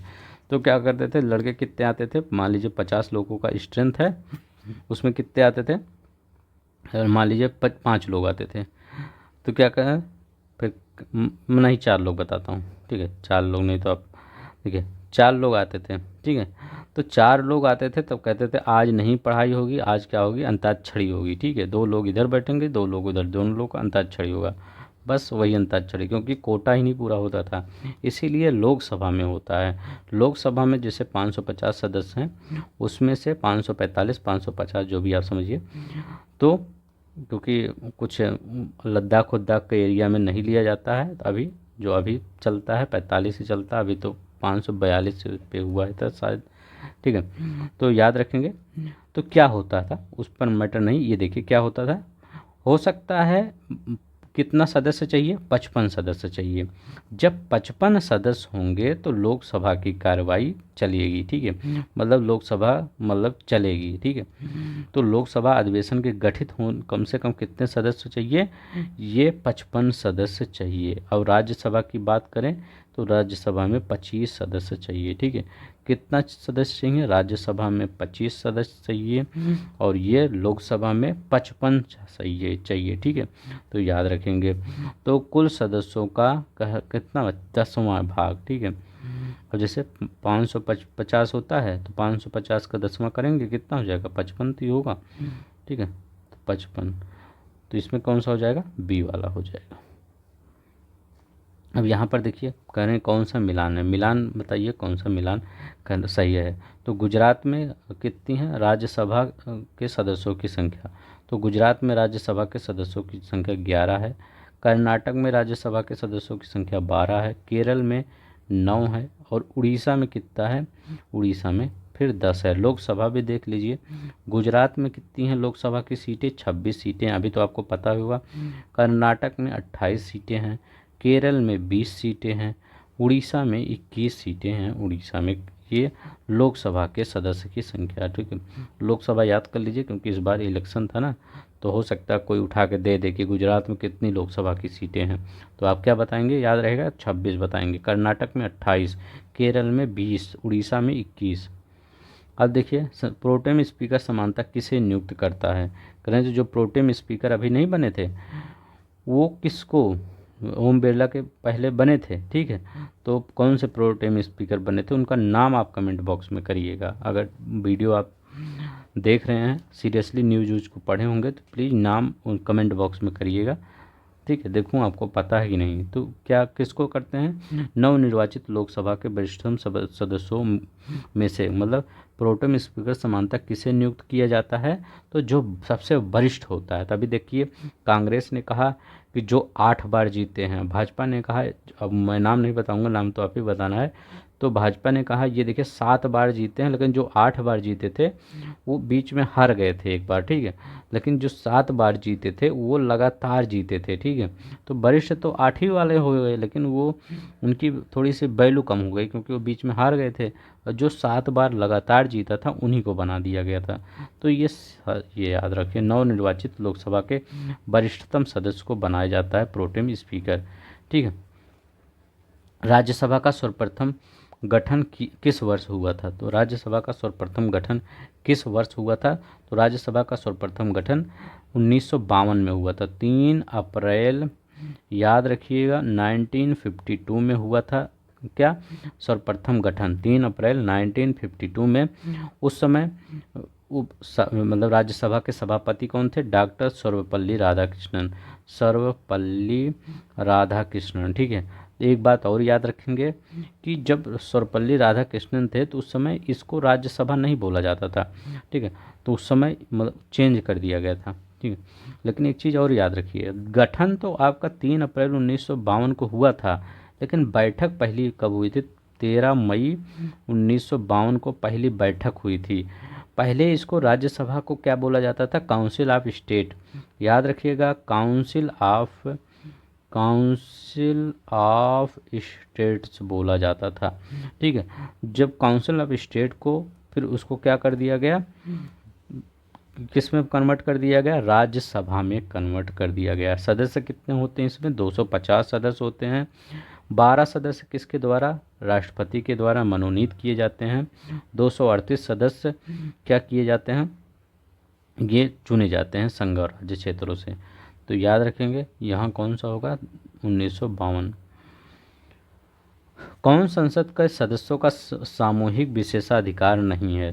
तो संसद के सदस्यों का सामूहिक विशेषाधिकार साक्षी के रूप में उपस्थित विशेष स्वतंत्रता, freedom of attendance as witness. ठीक है, तो ये गलत है। ठीक है, वाला क्वेश्चन देखते हैं, बहुत ही अच्छा क्वेश्चन है। राज्यपाल के बारे में पूछा गया। राज्यपाल को उच्च न्यायालय के अपना कोड दीजिए। कौन सा मतलब सही है ये? राज्यपाल को उच्च न्यायालय के न्यायाधीश की नियुक्ति का अधिकार नहीं है। तो राज्यपाल के उच्च न्यायालय के न्यायाधीश की नियुक्ति का अधिकार नहीं है। हाँ, ये तो सही कह रहा है, नहीं है, ये राष्ट्रपति को होता है। ठीक है, राष्ट्रपति को होता है। वह विधानमंडल का हिस्सा नहीं है, तो ये गलत है, ये गलत हो गया। ठीक है, वह विधानमंडल का हिस्सा होता है। ठीक है, उन्हें विधान परिषद के कुछ सदस्यों को मनोनीत करने का अधिकार है। मनोनीत, हाँ, कुछ सदस्यों को 1/6 मनोनीत कर सकते हैं। ठीक है, अब यहाँ पर क्या दिया गया है? उसके पास कोई न्यायिक शक्ति नहीं है, तो उसके पास कोई न्यायिक शक्ति नहीं है, गलत है। उसके पास दंड को छोटा करने जैसे निलंबन, परिहार, लघुकरण, ये सब शक्तियाँ होती हैं। किसी की सज़ा को कम कर सकता है, कई 161 है, ठीक है, आर्टिकल 161 के तहत मृत्युदंड को माफ़ नहीं कर सकता, लेकिन सज़ा को कम कर सकता है, 10 साल की सज़ा को 5 साल में कन्वर्ट कर सकता है, ठीक है। तो ये वाला ये भी गलत हो गया। तो आपका इसमें पूछा क्या था, कौन सा सही है, ठीक है। तो इसमें कौन सा आपका सही है, तो कौन सा सही है, पहला वाला सही दिख रहा है, तीसरा वाला सही दिख रहा है। तो क्या है, पहला 1-3 कहीं है, तो 1-3 वही है, सही है। अब देखिए, राज्यसभा द्वारा संविधान के अनुच्छेद 249 के अंतर्गत पारित संकल्प जिसके द्वारा संसद को राज्य सूची के विषय में राष्ट्रीय हित में विधि निर्मित करने का अधिकार दिया गया प्रवृत्त रहेगा।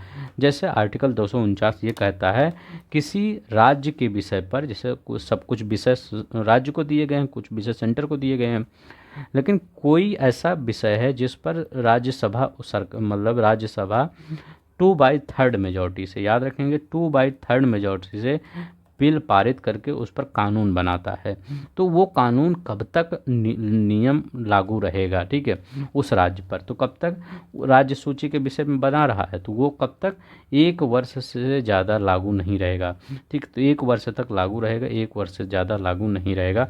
2/3 मेजॉरिटी चाहिए कानून बनाने के लिए राज्यसभा के। कौन, अब देखिए, निम्नलिखित में से सरकारीय आयोग का सदस्य था, कौन सा सरकारीय आयोग का सदस्य है। सरकारीय आयोग पहले बताइए गठित कब की गई थी, तो 1983 में गठित की गई थी। रिपोर्ट कब दी थी, 1987 में अपनी रिपोर्ट दी थी। इसके 3 सदस्य थे, कौन कौन सदस्य थे, एक सदस्य सरकारीय थे, आरएस सरकारीय, तो आरएस सरकारीय थे, ठीक है, सरकारीय, ठीक है। तो आरएस सरकारीय थे एक, और दूसरे कौन थे, तो दूसरे थे आपके बी शिवरमन, ठीक है, तो बी शिवरमन, तो बी शिवरमन थे। तीसरे कौन थे, ये थे एस आर सेन, ठीक है, तीसरे एस आर सेन थे। यही आर कर रहे हैं कौन सा सदस्य था, एस आर सेन, यही आया सरकारिया, ये अध्यक्ष थे। बी शिवरमन ये भी सदस्य थे, और ये आर एस सेन ये भी सदस्य थे, ठीक है। तो तीनों लोग का नाम याद रखेंगे, बहुत इंपॉर्टेंट है, बार बार पेपर में पूछ लेता है, ठीक है। ये कैसी मतलब कमेटी थी, किस लिए गठित की गई थी, तो ये सेंटर स्टेट रिलेशन को देखने के लिए गठित की गई थी, ठीक है। केंद्र राज्य संबंध, निम्नलिखित में से कौन अंतर्राज्यीय परिषद का गठन करने के लिए अधिकृत है, तो अंतर्राज्यीय परिषद का गठन करने के लिए कौन सा अधिकृत है, ये राष्ट्रपति अधिकृत होता है। कौन सा राष्ट्रपति अधिकृत होता है, आर्टिकल कौन सा होता है, 263 होता है। कौन सा आर्टिकल होता है, ये आर्टिकल 263 होता है, ठीक है। चलते हैं नेक्स्ट देखते हैं,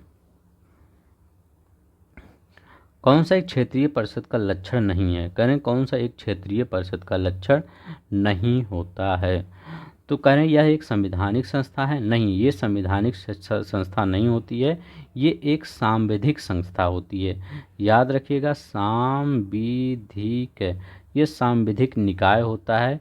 इसका जब राज्य पुनर्गठन आयोग मतलब अधिनियम 1956 के द्वारा इसको क्षेत्रीय परिषद को मतलब बनाया गया था हमारे देश में, तो इसमें कई क्षेत्रीय परिषद होते हैं, जैसे अभी प्रेजेंट टाइम में देश में 5 कुल क्षेत्रों में परिषद में विभाजित किया गया है। जैसे एक उत्तरी होता है, ठीक है, एक दक्षिणी होता है, एक पश्चिमी होता है, एक क्या होता है, मध्य होता है, ठीक है। अब एक कौन ये पूर्वी होता है, एक मध्य होता है, ठीक है। तो ये 5 क्षेत्रीय परिषद है, एक उत्तर पूर्वी भी आ गया है, ठीक है, तो उत्तर पूर्वी भी एक आ गया है, ठीक है। तो ये संवैधानिक संस्था नहीं है, संवैधानिक संस्था नहीं है। अब यहाँ देखिए, परिषदों की स्थापना राज्य पुनर्गठन अधिनियम 1956 के अंतर्गत की गई है, तो मतलब इसमें करें परिषदों की स्थापना राज्यों के पुनर्गठन अधिनियम 1956 के अंतर्गत की गई है। तो हाँ, अभी हमने बताया कि जो 5 क्षेत्रीय परिषद होता है वो ये 1956 के अंतर्गत ही गठित की गई है, ठीक है। अभी क्या हमने बताया ही ना, तो 1956 के अंदर राज्य पुनर्गठन अधिनियम 1956 के द्वारा, ये भी सही है। चंडीगढ़ राज्य नहीं है फिर भी यह क्षेत्रीय परिषद में शामिल है, तो भी सही है। एक परामर्शदायी संस्था है, तो भी सही है, ठीक। तो पहला वाला सिर्फ गलत था, संवैधानिक संस्था नहीं है, सांविधिक है, ठीक। तो इसको संसद में कानून बनाकर, अधिनियम बनाकर लाया गया था। ठीक है, ये याद रखेंगे। अब देखिए यहाँ पर भारत में न्यायिक पुनरीक्षण क्षेत्र सीमित है। भारत में कुछ उधार की वस्तुएं हैं। तो हाँ, दोनों ही सही है। न्यायिक पुनरीक्षण सीमित कुछ हद तक हैं और उधार की वस्तुएं भी हैं, तो दोनों सही है, लेकिन दोनों व्याख्या नहीं करता। अब मैं कहूँ कि न्यायिक पुनरीक्षण क्षेत्र सीमित है क्योंकि उधार की वस्तुएं, तो ऐसा कोई मतलब थोड़ी होता है। तो बी वाला यहाँ पर आपका सही हो जाएगा। चुनाव की घोषणा होते ही राजनीतिक दलों को आचार संहिता का पालन करना होता है। आदर्श आचार संहिता को संसद में नियमित किया गया था। तो इसमें कौन सा आपका सही होगा?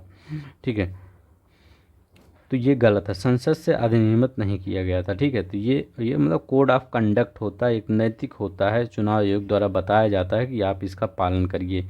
ठीक है, आचार संहिता उसी इसलिए बोला जाता है कि आचार विचार से रहिए, पहला सत्य है। और ये संसद द्वारा नहीं पारित किया गया था। ठीक है, ये गलत है।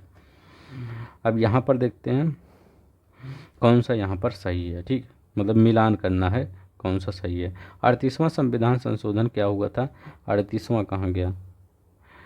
ये है 38वां। तो 38वां क्या हुआ? तो 38वां क्या है? न्यायिक पुनरीक्षण शक्ति का परमिशन यहाँ हुआ था। 42वां संविधान संशोधन बहुत इंपॉर्टेंट है। 42वां उद्देश्य का में पंथ निरपेक्ष शब्द को, सेकुलर शब्द को जोड़ा गया था। ठीक है, तो कहीं पे है ये उद्देश्य में, देखिए secular in the preamble, addition of the secular in preamble कब जोड़ा गया था? ये 42वां संविधान संशोधन बहुत है। 44वां का संपत्ति से है, तो संपत्ति कहीं है, संपत्ति है। ठीक है, अब इसके बाद 61वां कौन सा है? तो 61वां मताधिकार की आयु कितना मतदाता की? 21 से घटाकर 18 वर्ष कर दिया गया। तो नेता लोग सोचे कि ज़्यादा वोट मिले। ठीक है, तो 61वां संविधान संशोधन ला दिए। ठीक है, नेता लोग जो सोचते हैं वही होता है। ठीक है, भारतीय संविधान की तृतीय अनुसूची में निम्न में से क्या उपबंधित है? तृतीय सूची में क्या उपबंधित है? तो बताइए। पहला क्या कह रहा है? संघ के मंत्री के लिए पद की शपथ प्रारूप। दूसरा क्या रहा है?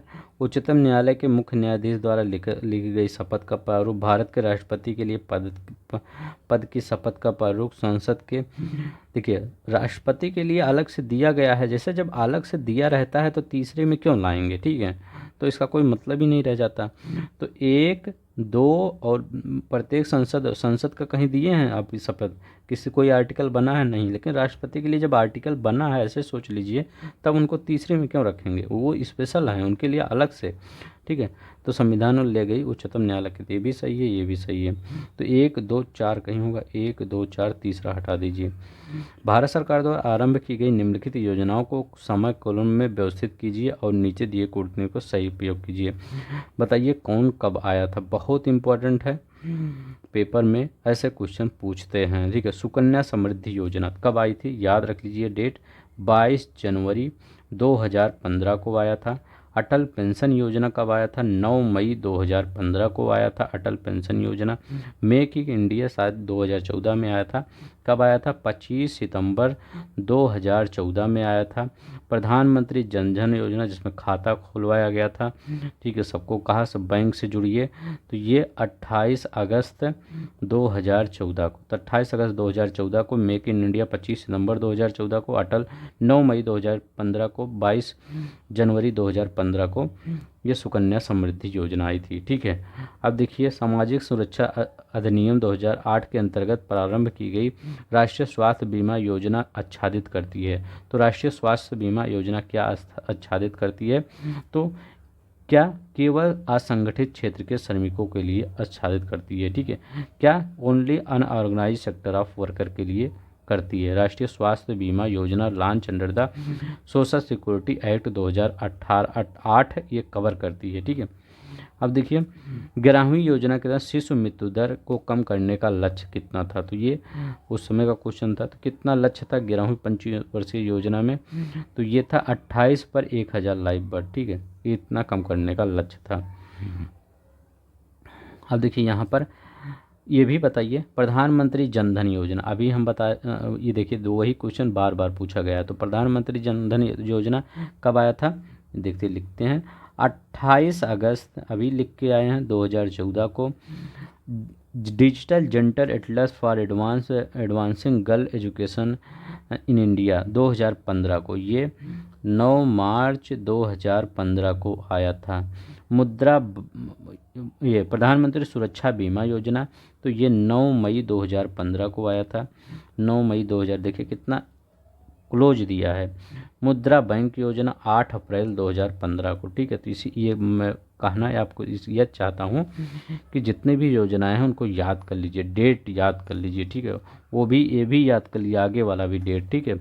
ऐसे पूछ सकता है आपके पेपर में, ठीक है। तो ये एक बार देख लीजिएगा, ठीक है। अब देखिए यहाँ पर निम्नलिखित में संविध बाल विकास सेवा योजना के अंतर्गत कौन सी सेवा नहीं प्रदान होती, तो बताइए कौन सी सेवा नहीं प्रदान होती, किसके अंतर्गत पूछ रहा है, समृद्ध बाल विकास इंटीग्रेटेड चाइल्ड डेवलपमेंट, तो इसमें कौन सी योजना, ये तीसरी वाला, बच्चों को निःशुल्क पुस्तकें और विद्यालय पुस्तक ये नहीं प्राप्त होती। स्वास्थ्य से रिलेटेड इसमें जितनी योजनाएं होती हैं वो होती हैं रोग प्रशिक्षण, पूरक आहार, ठीक है। तो ये मतलब बॉडी से रिलेटेड चीज़ें, इसमें बुक की बात नहीं होती, ठीक है। साक्षरता अभियान थोड़ी ये चल रहा है, ठीक है। अब देखिए यहाँ पर बुलक कैपिटलिस्ट, बैल पूंजीपति किसे कहते हैं, तो बैल पूंजीपति जो होते हैं उन किसानों को कहा जाता है जिनके पास कुछ तो साधन है पर धनाढ्य नहीं है, जिनके पास रोटावेटर है। चार गांव में देखेंगे किसी के पास रोटावेटर होता है बढ़िया, 2-3 मशीनें होती हैं धान काटने वाली, गेहूँ काटने वाली, लेकिन उनकी लाइफ देखेंगे बेचारों की वैसे ही बीतती है, ठीक है। मतलब क्या किया जाए, मतलब मजबूरी रहती है। अब जब खेत में जाएंगे काम करने, कितना भी आप उसमें धन हो, लेकिन क्या करेंगे जब खेत में जाएंगे तो वैसे ही हो जाएगा। बड़े लोगों की तरह आप इसमें थोड़ी बैठना है एसी वाले, ठीक है। अब चाहे पूरी 10-15 मशीन रख लें, लेकिन जाना तो खेती में काम करने हैं, तो वही उनको बोला जाता है बुलक कैपिटलिस्ट, बैल पूंजीपति। उन किसानों जिनके पास तो कुछ साधन है पर धनाढ्य नहीं है, ठीक है। निम्नलिखित में किस वर्ष में संयुक्त, इसीलिए कोई किसान अपने बेटे को किसान नहीं बनाना चाहता, ठीक है। लेकिन जब किसान नहीं बनाएगा कुल लोग खाएंगे क्या। किस वर्ष संयुक्त राष्ट्र संघ ने परम गरीबी की परिभाषा अंगीकृत की है, तो बताइए परम गरीबी की परिभाषा, तो परम गरीबी की परिभाषा कब अंगीकृत किया गया था, ये 1995। ये क्या होता है परम गरीबी, जब आपके पास बेसिक चीज़ों की नीड ना हो, मतलब जो नीड होती बेसिक चीज़ों की उसकी ही पहुंच ना हो। जैसे आपकी बेसिक चीज़ें, मूलभूत चीज़ें क्या होती है, शिक्षा होती है, आवास होता है, स्वास्थ्य होता है, सूचनाएं, स्वच्छता, शुद्ध जल, भोजन, कपड़ा, मतलब रोटी कपड़ा मकान, ये सब जब यही सब आपके पास नहीं हो तो वो परम गरीबी की श्रेणी में आ जाता है, ठीक है। मतलब फुटपाथ पर रहने वाली ज़िंदगी आ जाती है, तो वो परम गरीबी के लोग होते हैं जो फुटपाथ पे रहते हैं, ठीक है। 1995 में ये किया गया था अंग्रेज। निम्नलिखित कौन सा एक world economic forum global gender gap index के आकलन हेतु प्राचल के रूप में प्रयुक्त नहीं होता, बताइए कौन सा नहीं होता। तो ये आराम, ये तो हटाइए, पहले ये पढ़िए क्या क्या होता है। स्वास्थ्य होता है, शिक्षा होता है, आर्थिक स्थिति होता है, A B C तीनों होता है, याद रखेंगे। अब देखिए कृत्रिम उपग्रह पृथ्वी से सुस्पष्टता से ट्रैक किया जा सकता है, ठीक है। तो ये अब साइंस का क्वेश्चन आ गया, किसके द्वारा, डॉपलर प्रभाव इफेक्ट के द्वारा। तो जल्दी जल्दी कर लेते हैं, अब सिर्फ फैक्ट ही बताना है। एक सुरंग में 100 वाट क्षमता वाले 5 बल्ब लगातार 20 घंटे तक जल रहे हैं, तो बताइए इसका फार्मूला और मूल्य लगा के, तो कितने वाट के, पहले 100 वाट का बल्ब नहीं आता था जो पीला वाला रोशनी देते थे आज से 10-15 साल पहले, ठीक है, जब एलईडी नहीं चला था, तो 100 वाट के बल्ब थे, कितने, 100 वाट क्षमता वाले 5 बल्ब लगातार, तो 100 पंचे ये, तो 500 वाट तो ऐसे ही खींच लिया, ठीक है। कब तक जलाए थे, 20 घंटे तक, तो 20 घंटे तक तो 500 गुणे टाइम, इसका फार्मूला क्या होता है, अगर विद्युत खर्च आपको देखना होगा कि आपके घर में 100 बल्ब जल रहे हैं, ठीक है, कितने, 100 वाट के 5 बल्ब जल रहे हैं, आप अपने घर में 100 वाट के जो वही पीला वाला बल्ब है 5 बल्ब लगा दीजिए, और रात में 6 बजे स्टार्ट करिए, सुबह 4 बजे तक, ठीक, लगभग 20-22 घंटे स्टार्ट करिए। तो उसका फार्मूला आप कैसे लगाएंगे, पहले यहाँ लिख दीजिएगा विद्युत खर्च, ठीक है, कितना आपका बिजली बिल आएगा, याद रखिएगा वाट, बाट नहीं वाट, वाट इंटू घंटा अपान 1000, यही फार्मूला लगा दीजिएगा, आपका आ जाएगा कितना। आपका ये जो पांचों बल्ब आए तो कितना हो गया, 100 वाट के 5 बल्ब थे तो 500, ठीक है 500 वाट। अब घंटा कितना था, तो घंटा तो 20 ही था, अभी तो घंटा यहाँ लिए नहीं, यहाँ 500 लिखते हैं, 500, ठीक, ये समझ जाइएगा आप। 500, इसके बाद क्या होंगे, नीचे 1000 तो लिख ही दीजिए, 1 2 3, 1 2 3, किसके 10 यूनिट आपका ख़त्म हो जाएगा, ठीक है। ठीक है, 10 यूनिट मतलब अगर 7 रुपये आप देते हैं 1 यूनिट का, तो 70 रुपये आप 20 घंटे चलाएंगे, चला जाएगा, ठीक है। तब भी कम ही गया है, ठीक है, 70 रुपये जाएगा। यहाँ कितना आया था, 10 यूनिट आया था, 20 घंटा लगातार जला था, 10 यूनिट। यदि 100 ग्राम चीनी को आधा लीटर पानी में घोला जाए तो अंशतः घोल तैयार कर लिया जाए तो इनमें कौन सी भौतिक राशि नहीं बदलेगी। तो यहाँ पर आप देखिए, लोक सेवा आयोग ने इसमें मानता है पहला द्रव्यमान नहीं बदलेगा, और जो वो कहता है कि मतलब एक नियम कहता है वो आयतन नहीं बदलता है। तो अब लोक सेवा आयोग का ही मानिएगा द्रव्यमान, अगर ऐसा क्वेश्चन आ जाए द्रव्यमान, लेकिन आयतन नहीं बदलेगा। मोबाइल चार्जर होता है, तो इन मोबाइल चार्जर एक क्या होता है, बहुत ही अच्छा क्वेश्चन है, बार बार यूज करते होंगे। तो मोबाइल स्टेप डाउन होता है, क्या होता है, स्टेप डाउन, क्योंकि आप जब स्विच में लगाते हैं उसमें बहुत ज़्यादा हाई करंट होता है, वो डाउन करके आपके मोबाइल में, अगर डाउन ना करे तो आपका मोबाइल पूरी तरह से ब्लास्ट ही हो जाएगा। तो एक अपचयी ये स्टेप डाउन ट्रांसफार्मर होता है। अब देखिए, दर्शक टेलीविज़न डिश एंटीना प्रयुक्त करते हैं, बरसात के अनुमान सिग्नल नहीं आते, क्योंकि सिग्नल नहीं प्राप्त करते, क्योंकि बताइए क्यों नहीं प्राप्त करते, क्यों, क्योंकि एंटीना छोटे होते हैं। वर्षा की बूंदें रेडियो तरंगों की ऊर्जा को अवशोषित करती हैं।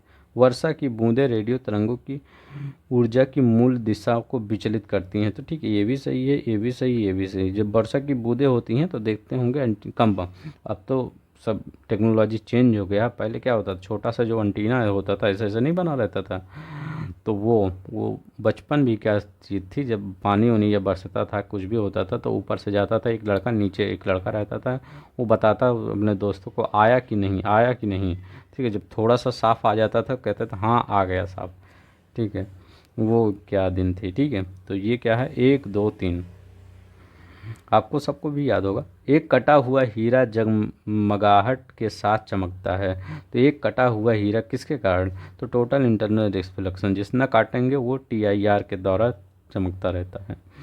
और इसका एक एग्जांपल और है कि जब धूप होती है तो हिरण देखता है तो उसको भी मरीचिका वाला, वो भी इंटरनल रिफ्लेक्शन होता है। भोपाल गैस कब हुआ था, ये मिथाइल आइसोसाइनाइड के कारण हुआ था। भोपाल गैस त्रासदी कब हुआ था, 2 से 3 दिसंबर 1984 में हुआ था। कब, 2 से 3 दिसंबर 1984 में।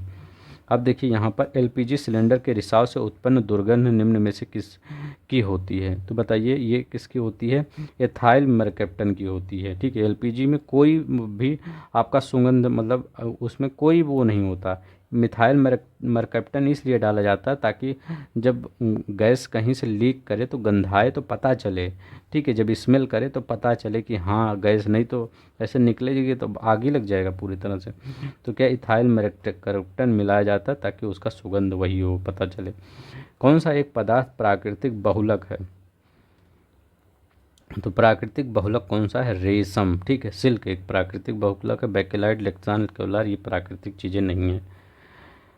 यूरिया होता है, बताइए यूरिया क्या होता है, तो ये एक नाइट्रोजन युक्त कार्बनिक यौगिक होता है, ठीक है। चलते हैं, जल्दी जल्दी कर लेते हैं। कौन सा कार्बनिक अम्ल मूल अंगूर, इमली, केला प्रचुर मात्रा में, तो ये टार्टरिक अम्ल होता है, जो इमली, केला मतलब हर जगह पे, सॉरी, तो हर जगह पे ये पाया जाता है, ठीक है। कौन, ये इमली, जैसे इमली है तो इमली हो गया, केला हो गया, अंगूर हो गया, तो ये क्या है, टार्टरिक अम्ल होता है, ठीक है, याद रखेंगे। लैक्टिक कहाँ, दूध में पाया जाता है, ठीक है। सेट्रिक कहाँ पाया जाता है, तो सेट्रिक मतलब नींबू में पाया जाता है, ठीक है। एसिटिक कहाँ, सिरका उरका में पाया जाता है, ठीक है। ये सिरका में पाया जाता है, ये नींबू में पाया जाता है, ये दूध में, ये इमली में, ठीक है। फलों में मीठा, तो फल से फ्रक्टोज बना है, बस फल से फ्रक्टोज। अफीम, हींग, रबड़, कुनैन कहाँ से कौन प्राप्त किया जाता है ये बताइए। अफीम फल से प्राप्त किया जाता है, ठीक है, ये अफीम फल से, ठीक, तना नहीं है, अफीम फल से प्राप्त किया जाता है। हींग जड़ से प्राप्त किया जाता है, रूट से। रबड़ किससे प्राप्त किया जाता है, तो रबड़ तने से प्राप्त किया जाता है, ठीक है। कुनैन, कुनैन छाल से। रबड़ क्या होता है, जैसे पेड़ होता है, इसमें से ऐसे ऐसे बना देते हैं, ऐसे ऐसे गिरता रहता है, ठीक है, इसका जो तने से रिस रिस के गिरता रहता है, उसको बाल्टी में इकट्ठा किए रहते हैं। कभी कभी ये सब चीज़ें यूट्यूब पे देखा करिए, ठीक है, कभी ज्ञान होगा, कभी ये सब क्वेश्चन जैसे यूट्यूब पे जब जैसे आपका खाली जैसे बहुत पढ़ लिए बोरिंग हो रहा है, तो अब आप देखिए रबड़ कैसे बन रहा है, ठीक है, सर्च कर लीजिए यूट्यूब पे, तो ऐसी कोई चीज़ नहीं है जो सर्च ना हो, ठीक है, तो उसमें बता देगा कि हाँ रबड़ कैसे बनाया जाता है, ठीक है। इससे ज्ञान होगा, एक आध क्वेश्चन तो सही हो जाएगा। पारा मरकरी पारा हो गया, कैडमियम हो गया, नाइट्रेट हो गया, फ्लोराइड आयन हो गया। अब देखिए पारा बीमारी मिनमाटा होता है, कैडमियम से इटाई इटाई होता है बीमारी, नाइट्रेट से ब्लूबेरी सिंड्रोम, फ्लोराइड से क्या होता है, ये दांत वाला बीमारी होता है, ठीक है, फ्लोराइड से फ्लोरोसिस रोग हो जाता है, याद रखिएगा, फ्लोरोसिस रोग हो जाता है, फ्लोरोसिस रोग, ये डी वाला गलत था। यहाँ पर देखिए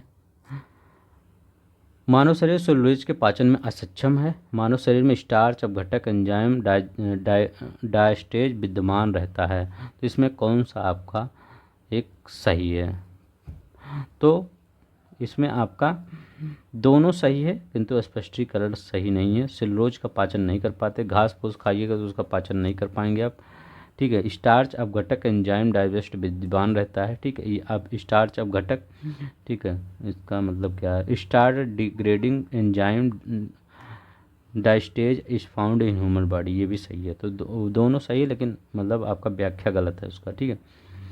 सुई चुभाने पर अंगों में कौन सा दर्द महसूस नहीं करता, ये देखिए 17 में पूछा गया था, अभी 2023 या 22 में क्वेश्चन आ गया था इसका, तो ये मस्तिष्क में दर्द नहीं महसूस होता सुई चुभाने पर। अब निम्नलिखित में से किस जंतु में खुर नहीं पाए जाते, तो गीदड़ में खुर नहीं पाए जाते हैं, याद रखेंगे। अब देखिए इंसुलिन, मेलाटोनिन, ऑक्सीटोसिन, गैस्ट्रिन, बताइए, अच्छा क्वेश्चन है, कहाँ कौन हो, तो इंसुलिन रक्त शर्करा का नियंत्रण, डायबिटीज नहीं पेशेंट होते हैं उनमें insulin, regulation of blood glucose, ठीक है, तो ये वाला सही है। कौन सा सुमेलित नहीं है ये बताना है। मेलाटोनिन क्या होता है, मेलाटोनिन निंद्रा का नियंत्रण, एकदम सही है, रेगुलेशन ऑफ, ऑक्सीटोसिन स्तन ग्रंथियों से दुग्ध का निस्तारण, एकदम सही है। गैस्ट्रिन कह रहे हैं रक्तचाप का नियमन, ये गलत है। गैस्ट्रिन क्या कहता है, ये उदर में होता है और गैस्ट्रिक ग्रंथियों में, या जो हाइड्रोक्लोरिक अम्ल होता है HCl होता है उसको उद्दीप्त करता है, मतलब उसके श्रावण को ये बढ़ाता है कि हाँ वो, ठीक है, तो श्रावण मतलब भोजन जब पहुँचता है तो उसको उद्दीप्त करने का काम करते हैं, तो गैस्ट्रिन, ठीक है, तो ये इसीलिए जो नीनो उनो खाते हैं यही सब होता है, ठीक है, तो ये कहाँ पाया जाता है, गैस्ट्रिक ग्रंथियों में, तो ये गैस्ट्रिक गैस्ट्रिक ठीक है, ये कि रक्तचाप से रिलेटेड नहीं, तो उल्टा ही पूरा लिख दिया था। पित्ताशय के उपस्थित पत्थर निम्नलिखित में से किसका पाचन प्रभावित करता है, पित्ताशय में उपस्थित पत्थर। अब देखिए पित्ताशय में लिखा गया है stone present in gall bladder affect to digestion of, मतलब इनका कहने का मतलब है जब आपके जो स्टोन हो जाता है गाल ब्लैडर में तो किसका पाचन प्रभावित होता है, इफेक्ट करता है, तो फैट का पाचन इफेक्ट करता है। निम्नलिखित कौन एक आनुवांशिक रोग नहीं है, तो बताइए आनुवांशिक रोग कौन है, रक्त रंजकहीनता है, हीमोफीलिया भी है, वर्णांधता, रतौंधी एक आनुवांशिक रोग नहीं है, नाइट ब्लाइंडनेस एक आनुवांशिक रोग नहीं है। ये कौन सा रोग है, होता है ये विटामिन की कमी से होता है, विटामिन ए की कमी से ये रोग होता है, याद रखेंगे, किससे, विटामिन ए की कमी से होता है, ठीक है, तो ये याद रखेंगे।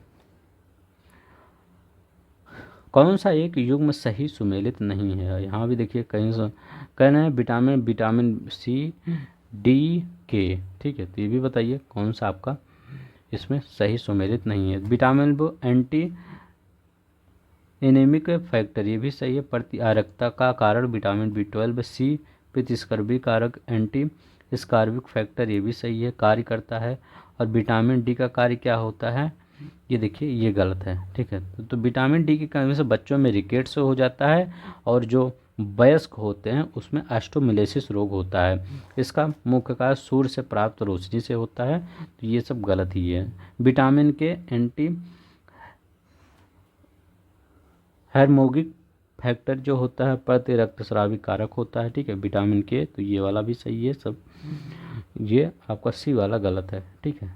तो विटामिन डी, रिकेट्स, ऑस्टियोमिलेसिस, ये दोनों क्या होता है एक बच्चों में होता है, एक ऑस्टियोमिलेसिस मतलब युवा लोगों में, बड़ों लोगों में होता है। आयोडीन की कमी से कौन सा रोग होता है? तो आयोडीन की कमी से गॉइटर रोग होता है, घेंघा रोग होता है।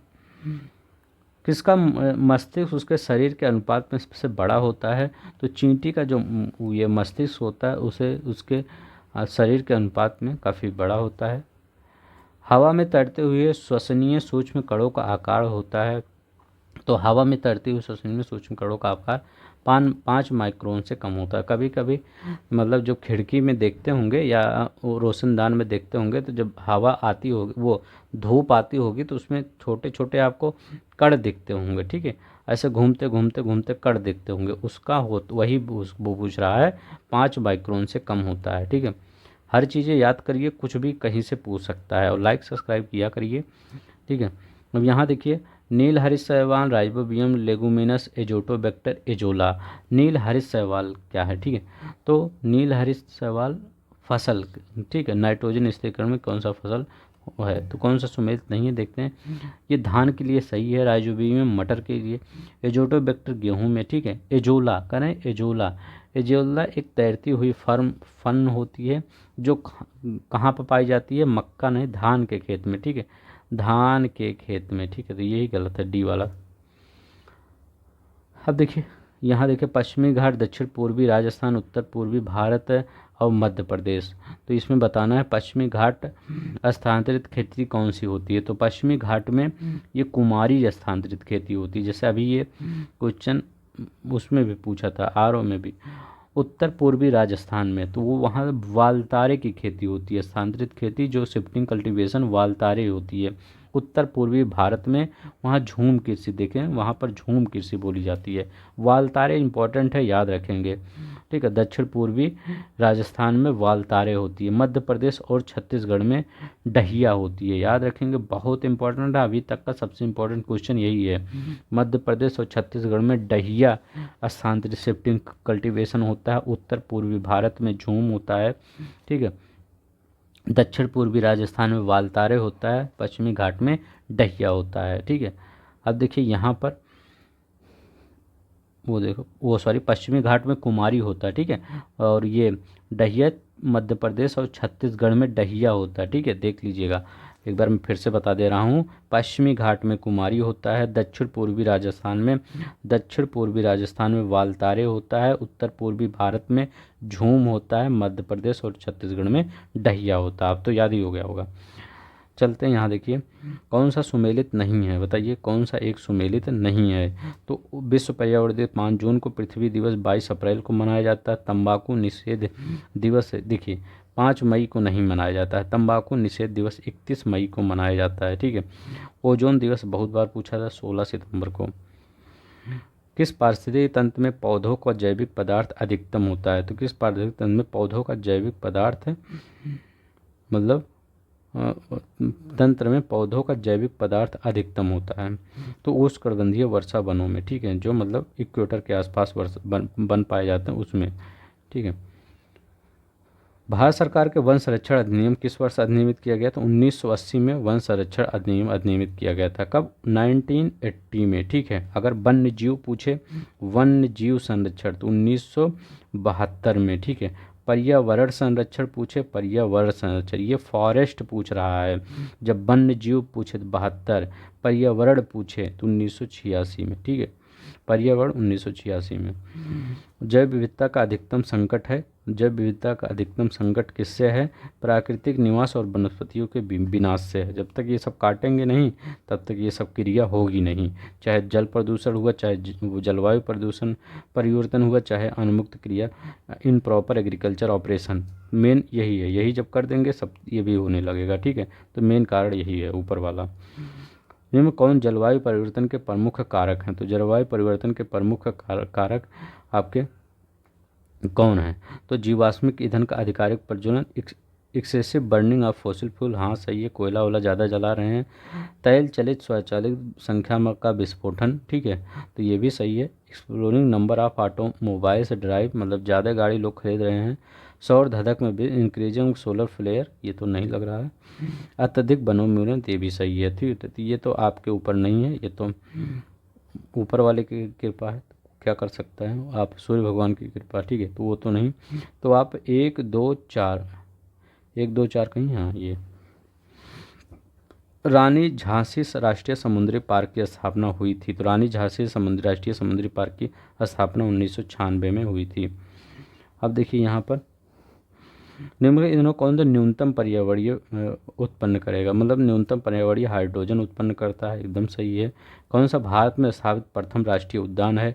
तो जिम कॉर्बेट प्रथम राष्ट्रीय उद्यान है, पहली बार स्थापित किया गया था 1936 में, ठीक है। हाईली राष्ट्रीय पार्क, ठीक है, इसके नाम से, वर्तमान में इसको रामगंगा भी कहते हैं, ठीक है, याद रखेंगे। कौन सा जीव जैवमंडल में जैविक संगठन का सही क्रम है? तो जीव जैवमंडल का में जैविक क्रम का सही क्रम क्या है? तो पहला क्या क्रम है? तो पहला आपका जनसंख्या हो आएगा, फिर समुदाय आएगा, फिर पारिस्थितिक तंत्र आएगा, फिर बहुदृश्य, पॉपुलेशन, कम्युनिटी, इकोसिस्टम, लैंडस्केप, ये ही आपका सही है, ठीक है। तो ये क्या है? Organising ranging from organising to biosphere, तो ये कौन सा है? सी वाला आपका सही हो जाएगा। कौन सा तंत्र सही सुमेलित नहीं है? बताइए कौन सा तंत्र सही सुमेलित नहीं है? करें कार्बन डाइऑक्साइड, क्लोरोफ्लोरो और नाइट्रस, सही है। तो carbon dioxide thermal power station से निकलता है, क्लोरोफ्लोरोकार्बन ये ऑटोमोबाइल से नहीं निकलता है, क्लोरोफ्लोरो कार्बन जो होता है ये CFC होता है, जैसे रेफ्रिजरेटर हुआ, एयर कंडीशन हुआ, AC, फ्रीज, इस सब से निकलता है, तो ये वाला बी वाला गलत हो गया, ठीक है। और नाइट्रस ऑक्साइड जलमग्न धान के खेत, ये भी जलमग्न धान के खेत, ठीक है, तो ये भी हाँ सही हो सकता है। वाटर लगड़ पैडी, यहाँ से आपका मीथेन ज़्यादा निकलता है, लेकिन अब यहाँ तो एक ही मानना पड़ेगा, तो ये है, तो ये भी सही है, क्योंकि ये भी निकलता है, कुछ ज़्यादा नहीं तो निकलता ही है। सल्फर डाइऑक्साइड ईंट के भट्ठे से, तो ये भी सही है, तो इसमें बी वाला आपका गलत है और सब सही है। कौन सुमेलित नहीं है पूछा जाता, हाँ सही है। कौन से दो दिए गए वाक्य में सही है? अब देखिए यहाँ भारत में जलवायु परिवर्तन से सामाजिक तनाव बढ़ रहा है, तो भारत में क्या है? जलवायु परिवर्तन से सामाजिक तनाव बढ़ रहा है, और दूसरा कह रहा है मौसम की चरम दशा में बारंबारता की तीव्रता से खाद्य सुरक्षा पर गंभीर प्रभाव पड़े हैं, तो कौन सा सही है? सही है, तनाव बढ़ रहा है, गंभीर प्रभाव पड़ेंगे ही, ठीक है, जब हम खुद ही अपने आप को बर्बाद करने में लगे हुए हैं। खेल का सामान, दिया सलाई, पीतल और लकड़ी का सामान, बहुत अच्छा क्वेश्चन है, ठीक है, बताइए। खेल का सामान मेरठ में मिलता है, ठीक है, यहाँ इसीलिए विश्वविद्यालय भी खोला गया है खेल से रिलेटेड। दिया सलाई, तो दिया सलाई बरेली में, ठीक है, बरेली में दिया सलाई। पीतल का सामान मुरादाबाद में, ठीक है। लकड़ी पर नक्काशी सहारनपुर में, ठीक है, याद रखिएगा। यहीं GI टैग भी दिया गया, ये सब तब तक तो दिया नहीं गया था, अब लेकिन यहीं GI टैग, सॉरी करें, GI टैग ने 1 डिस्ट्रिक्ट 1 प्रोडक्ट, ठीक है। अब देखिए ये वाला क्वेश्चन, ये लास्ट क्वेश्चन है, देखिए ऐसे क्वेश्चन इस बार आपके RO में पूछा गया था, ठीक है, तो इसमें बताइए कौन सा? भारतीय कृषि अनुसंधान संस्थान, केंद्रीय शुष्क क्षेत्र अनुसंधान, भारतीय चारागाह एवं चारा अनुसंधान, तो बी का कौन? चारागाह, चारा कहाँ है? तो ये पर झांसी में पड़ता है, हाँ। वन अनुसंधान कहाँ पड़ता है? तो वन अनुसंधान कहाँ पड़ता है? देहरादून में। तो ए का तीसरा कहीं पे है, ये देखिए ए का तीसरा हो गया, बी का चौथा, ठीक है, ये देखिए ये मिल जा रहा है, ये का बी का चौथा, ए का तीसरा, तो 20 का चौथा झांसी हो जाएगा। अब सी का कौन सा? पहला कह रहा है, तो सी का पहला। केंद्रीय शुष्क क्षेत्र अनुसंधान जोधपुर, सही है। भारतीय कृषि अनुसंधान संस्थान, ये तो एकदम सिंपल ही है, नई दिल्ली में, IARI, ठीक है, ईरी, तो ये नई दिल्ली में भारतीय कृषि अनुसंधान संस्थान, तो इसमें भी हो।